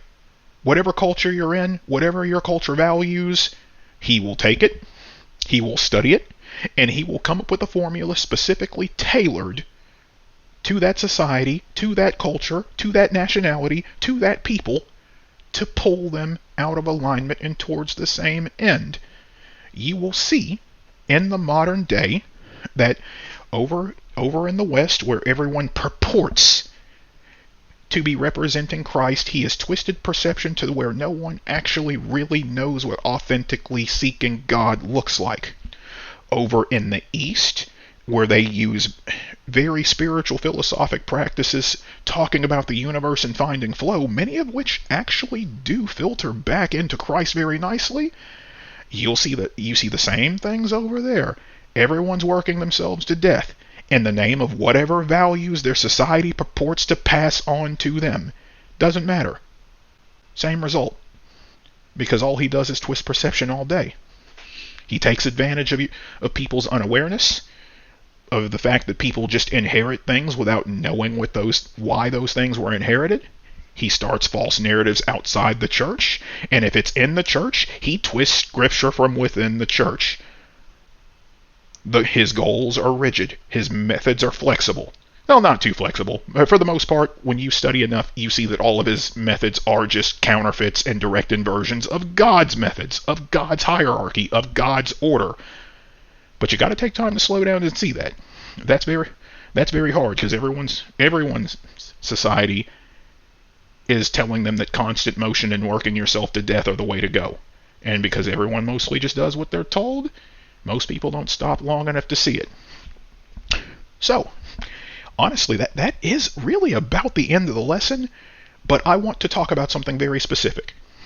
I want to talk about, this is going to be its own lesson, probably multiple lessons, but I want to touch on money specifically as a barrier to surrender, because we've talked about emotions, we've talked about identities and various forms of sin. Money itself can serve as a barrier to surrender. Many of you probably already know the obvious reasons, but we're going to go deep on this one. When God says in the Bible that it is easier for a camel to fit into the eye of a needle than it is for a rich man to get to heaven, most people interpret that as money itself inherently being corrupting. And outwardly, from the types of wealthy people placed in front of us, that appears to be true. I'm here to tell you that it actually ain't true. It's not the money itself. It is the person who has the money acting from wounds, acting from a false sense of identity, and that identity is amplified by the money. Money and wealth do not automatically corrupt you, which is going to be its own lesson. Money and wealth reveals and amplifies what is already within you. This is why it's important to be humble and to surrender your pride. Especially if you already have wealth or money, you're going to have a hard time doing that, because many times, especially when you inherit it, your very identity and everything you have been taught are wrapped up in it. But this is why it's important to stay humble. This is why it's important to surrender to God in everything and at all times, because everything flows from Him. Doesn't matter where you are. You gotta surrender. You gotta let Him address those wounds. Or when He gives you money, or you are allowed to inherit money, if you aren't healed, it's going to amplify what's already within you. I compare this to relationships. Can you handle a relationship if you are always acting from your wounds? If you're insecure and everything about you is wrapped up from insecurity, like let's say you've been cheated on before and you haven't let go of it. I understand that's not hard to let go of, guy or gal.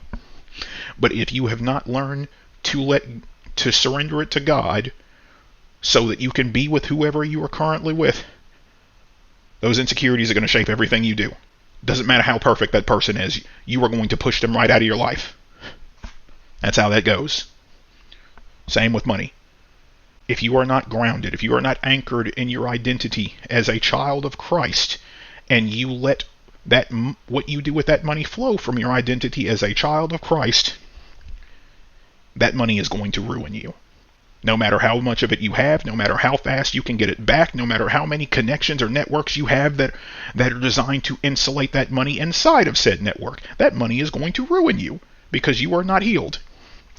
The other reason that money can be a barrier to a barrier to surrender, is that it creates the illusion of self-sufficiency from the comfort that it can bring. Doesn't always bring it, because we're going to get to that, but it can bring that.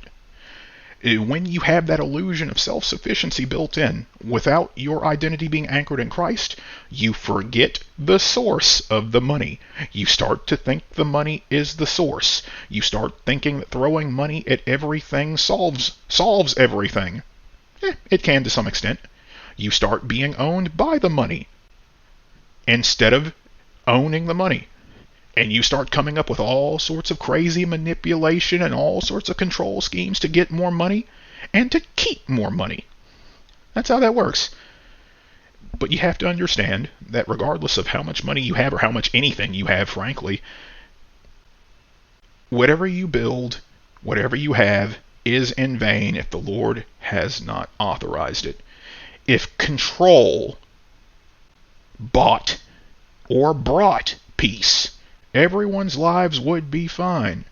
But we're all sitting in societies that worship control, that try to force control at everything, in every moment, and at all times. Everyone's miserable, aren't they? Okay. But with this, I'm going to do something that's completely counterintuitive for everyone listening here. We're actually going to show some empathy for the rich and the wealthy. I know. Don't turn this off. Do not shut this off. You're going to see where I'm going with this. Showing empathy for the rich and the wealthy does not mean that I'm not holding specific people accountable for damage done to innocent lives. Oh no, that sledgehammer of truth is up and braced for impact. When we're talking about innocent lives, I feel the same way God does, and we all should. But you have to understand that the more God trusts you with, the more accountable He holds you for what he entrusts you with. As we already had the example, Moses and Aaron not being able to see the promised land because God held them accountable for the amount of authority they had. Here's a fun fact. This is going to help you because I've done a deep dive on this. Back when I was with the guy who I thought was a brother, we talked about this multiple times. Here's a good fun fact for you to help build this empathy for the rich and wealthy, not sucking up to them, having empathy. The number one indicator of the formation of an upper middle class family in many places is that they were formerly wealthy families. How did they go from wealthy families to upper middle class families? Deceptive business deals, legal subterfuge, blackmail, things about which I cannot speak. I even personally know a guy who can mark the specific moment that part of his family split from being wealthy, split into the wealthy part and the poor part. And you can even see that from a minor change in the spelling of the family's last name. The rich half have their the rich minority spell their last name a certain way. The poor majority spell their name a different way. Something happened somewhere where part of the family decided to screw over the rest of the family. Some of the family got richer, the rest of the family got poorer. But this works here. The number one indicator in a lot of places for upper middle class families is that they were formerly wealthy families because of the shady crap that goes on. You have to understand that in these circles, no matter how coherent their actions may seem outside, and especially when they're coherently directed at you, nobody knows who their actual friends are. This causes paranoia. And that paranoia leads itself to a lot of things like building more fortresses, building more manipulative systems, coming up with more crazy legal schemes, making the legal language more obtuse, all sorts of stuff. You have to understand that in these people's private lives, where they don't know who their friends are, the ones that are insecure will hide behind more sex, more medications, more cosmetic surgeries, more business mergers and acquisitions, larger security forces for threats real and most imagined, all sorts of crazy stuff. And no matter how much they try to hide behind those things, you can see in their public lives they are absolutely miserable. You can see that they have to force themselves to sleep with all those medications. You can see their bodies starting to wither away and reflect what is on the inside of them, even if they were genetic anomalies when they were younger. However, the ones that are secure in their identities as children of God who are assigned to steward wealth, those guys tend to quietly live among the average person, completely unnoticed, because they don't feel the need to flaunt their wealth, because they have accepted that God entrusted them with the wealth. The wealth is not their identity. Their identity is rested in God. The wealth is an outflow of it. They tend to be fairly charitable, and you will not know who they are because they are not lining up to be in magazines. They aren't constantly in social media. They aren't constantly on speakers tours. You're not going to hear about those guys. Or the few times you do hear about them, it's going to stand in direct contrast against the people that you were told to worship. It is what it is. This is where empathy for the rich, not sympathy, comes into play. You have to understand that these people actually do encounter a lot of the same issues we have, but because of where they are, they encounter those same issues at higher levels, and because of what they have, they don't know who their friends are. Many times they won't actually have any. And you start to realize that the only difference between the extreme rich and the extreme poor are the resources they have with which to engage in sinful behaviors. I'm not even going to go into examples here because every HR department would be out for my blood. But you know what I'm talking about. Some specific people have to deal with the guilt of feeling undeserving or unready to steward what they've inherited. And because of that, they're constantly pulled between the impulse to throw money at every pet cause they can think of, which causes chaos because it's out of alignment with God's timing, or hoarding everything they have, which ironically stalls blessings in their lives because what God gives us is meant to circulate with intention so that heaven can multiply it when it is given in alignment with God's timing. And the reason that you have so many scenarios being created by these people stems from one main issue. They have forgotten the source of the money and started identifying with that money. Control is all they know. It's all they've been taught. Does that sound familiar? What do we know down here at our current level? Yeah, I said current level. Control. And it's not doing us any good, is it? So, what makes us think it's going to do us any better at higher levels? It doesn't. It only seems to, because that's where most of the resources are. But these people know it's not doing them any good. You can see it with all the desperate attempts to try to change laws, or to try to merge more companies, or to try to make things bigger, or things that ultimately result in making everybody miserable, including the people making the decisions. They know that they are at the end of their inherited paradigm. And their inherited paradigm can't offer this world anything more. They know that. But the problem is, they're surrounded by yes men. They're surrounded by propagandists. They're surrounded by data analysts. Everything that is happening on their end right now, I can assure you, is turning up snake eyes. Their wealth owns them. They do not own their wealth. Their money manages them. They do not manage their money. There's only one model that stands the test of time, and that is the model set by Jesus Christ himself. But if you have lots of money and you are unhealed, and you're around several other people that have money and are unhealed, and that might constantly be out for whatever you have, you can't see that. So, as a thought, I know, even with all of that, many of you justifiably will have problems feeling any sort of empathy for the rich and wealthy, given a lot of what you see playing out in front of you. But here's the thought exercise for you. Take your current self, or if you're already healed, take your old self. If you saw yourself as the source of wealth instead of a steward of wealth entrusted by God, how different would your actions be? Probably pretty dang different, right? I'd say pause this and think about that more if you want to. Now, with this empathy for the empathy for the wealthy, there's one more thing I'm going to add. I'm going to throw it out there. I know a lot of Christians aren't going to like it. The Bible has been messed with in several ways. Deep down, we all kind of know that. But this is where I'm actually going to bring us back to the light. You still keep reading it. God's word is not limited to ink on a page. The parts that are actually messed with will reveal themselves in due time, because, as God said, everything that is false will be revealed at its appointed time. So keep reading it. We know the Bible's been messed with in a lot of places. My old self was convinced that the verse about the rulers of this world being divinely appointed was one of the corrupted verses. Now, that's what I thought. Hell, I thought that up till a few months ago. But the longer I walk, the more I'm actually sure that verse isn't one of the messed up ones. And I know that kind of contrasts about what I said against wealthy people above. But here's the reasoning. What certain people mean for evil, God means for good, and he turns all things for the good of those that love them at his appointed time.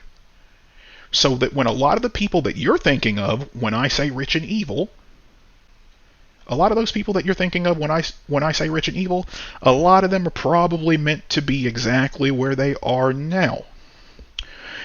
And I say that because of this. In my humble opinion, we are nearing the appointed time for a divine reversal. And I say this while everyone else is currently watching for end-time prophecy. I'll reveal my logic for that at its appointed time, because I know just throwing this at you is a lot, especially if some of you guys are just starting your walk. It's like, whoa, we're talking about end-time prophecy and divine reversals? We're just talking about surrendering now. What is this? I'm just throwing that out there for you to think about. In my humble opinion, we are nearing the appointed time for a divine reversal that nobody can see coming. The systems that these people have built, and many times inherited while being unready, are all shaking because the foundations of said systems were built on lies, and those lies were blended with just enough truth to get everyone to accept them. Those foundations could not hold from the start, But instead of starting fresh, they doubled down, as everyone does when they are not properly anchored in Christ. Instead of building from new foundations, they added more to the shaky foundation. That's what they did. They started making more systems of deceit, more systems of manipulation, more systems of control, because they saw some benefit from a system that was at least partially based on truth, and then they had to dial down on the control to hold on to what they had. But we are reaching the logical endpoint of what those systems can do. Never really for us, but for them. And I'm not trying to be adversarial. We are all children of God, but we are reaching the logical endpoint of what those systems can do. And when I'm talking about systems, I mean everything under geopolitics, everything under the various philosophies, and all of the various isms we have been fed. Every ism. Every single one of them. Every single one of those things that we have been fed started from false narratives that had just enough truth to get us to buy into them. That's how that goes. I don't care which side you're on. This is about souls, not sides. So, coming back to what I was saying earlier, you have to understand that most people live close enough to God to be comforted, but not close enough to be changed.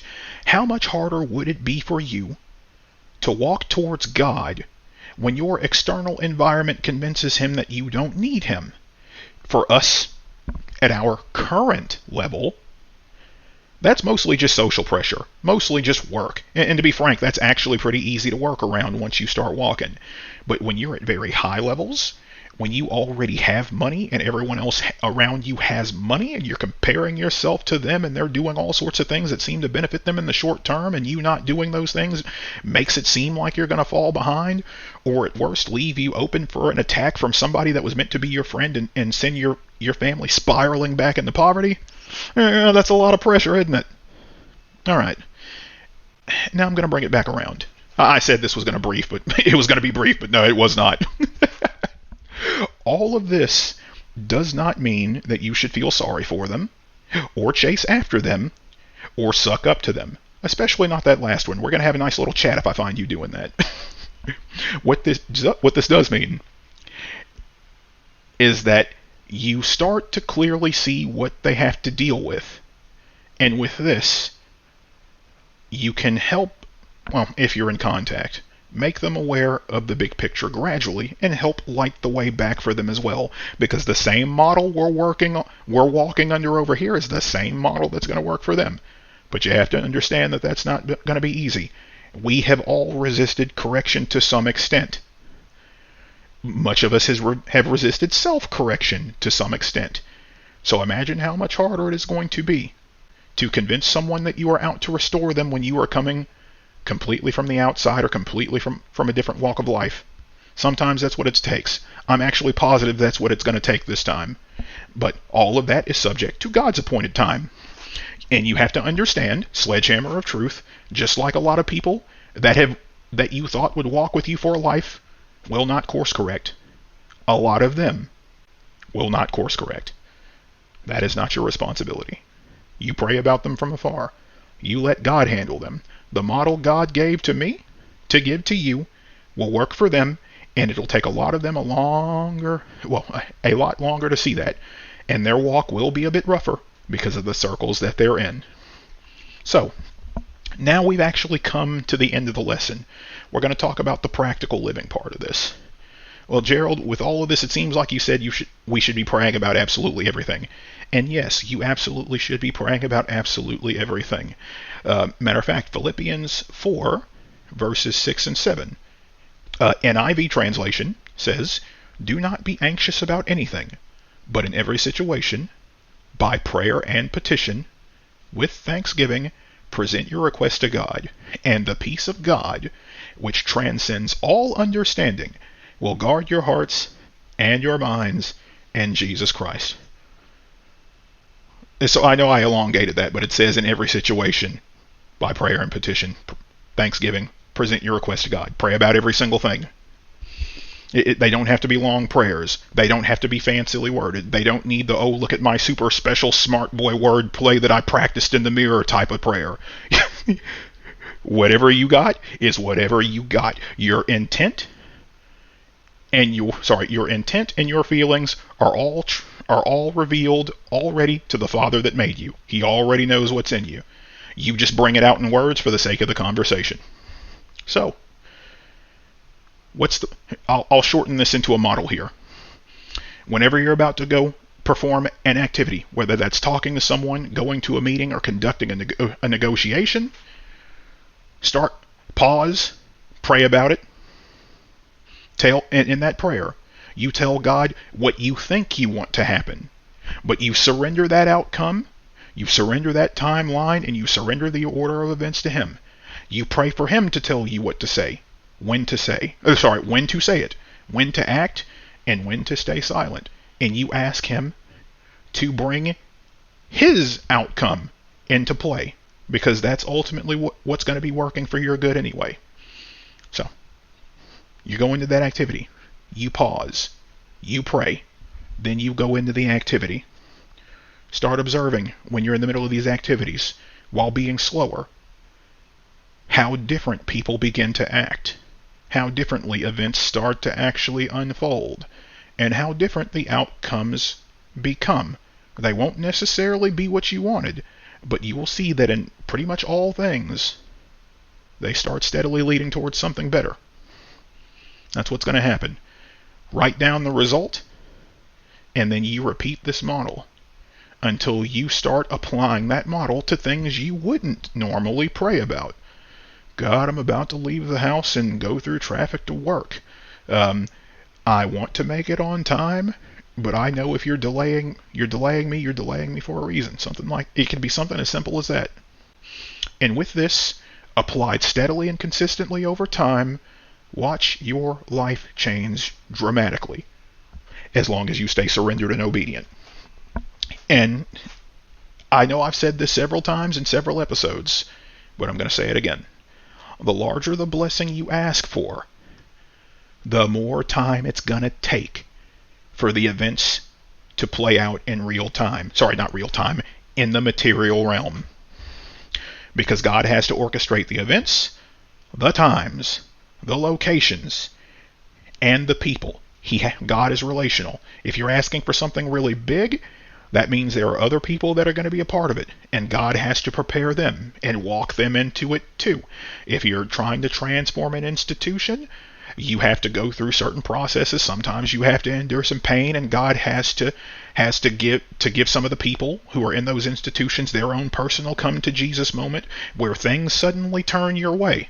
He can just snap his fingers and give you what he wants, but he wants to build you to become the person that can hold the blessing you want, so that your blessing flows out to others. He wants his children to partner with him, so that he can show his faithfulness, and he shows you how faithful you can be to him. That's how this works, every single time.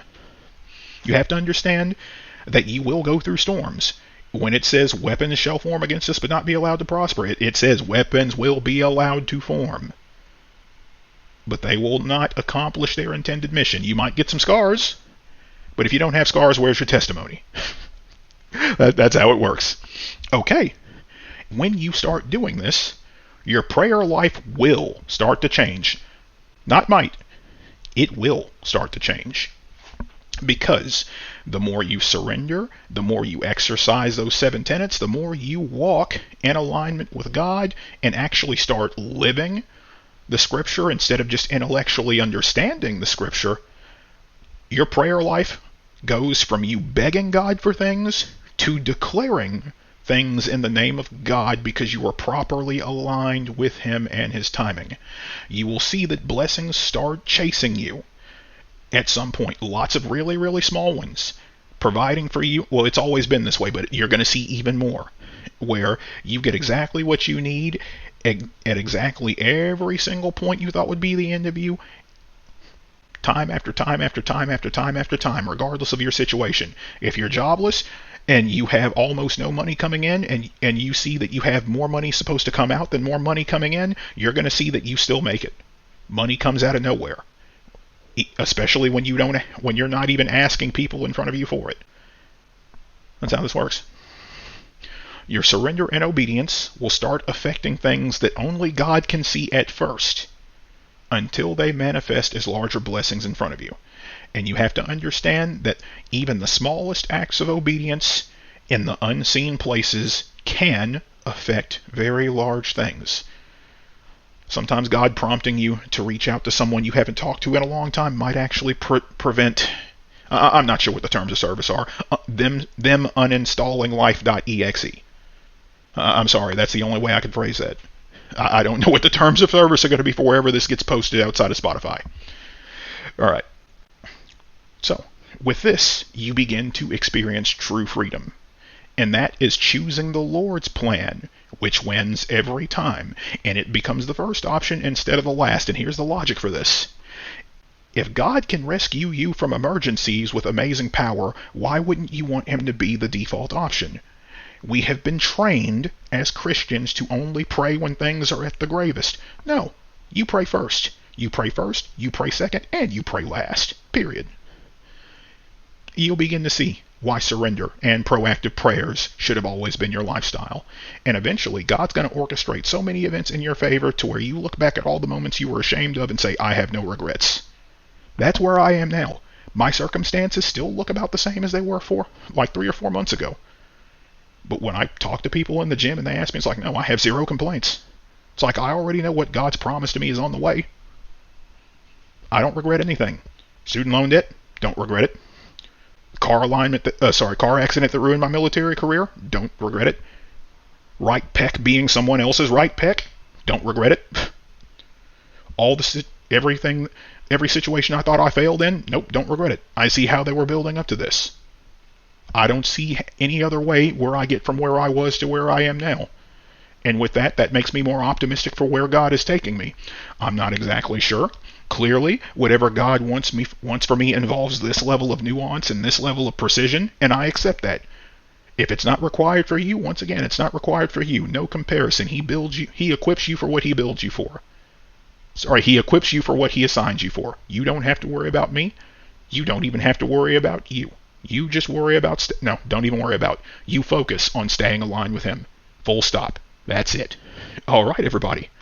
That's just about been this episode of Final Forum, Episode 6, Grace and Surrender with Letting Go in parentheses. If you have any questions that you want answered or any testimonies you would like to share, please send an email to finalforumresurrected@gmail.com, and that is all as a single word, no special characters, no capital letters. Final, FOREM, resurrected@gmail.com. And remember, make sure to share your testimonies with sincerity and with caution. Don't reveal what you don't want affected later on, and just be grateful for whatever God's given you, and show us the miracles that God has brought into your lives. That's been episode 6, everybody. My throat hurts. Have a nice day.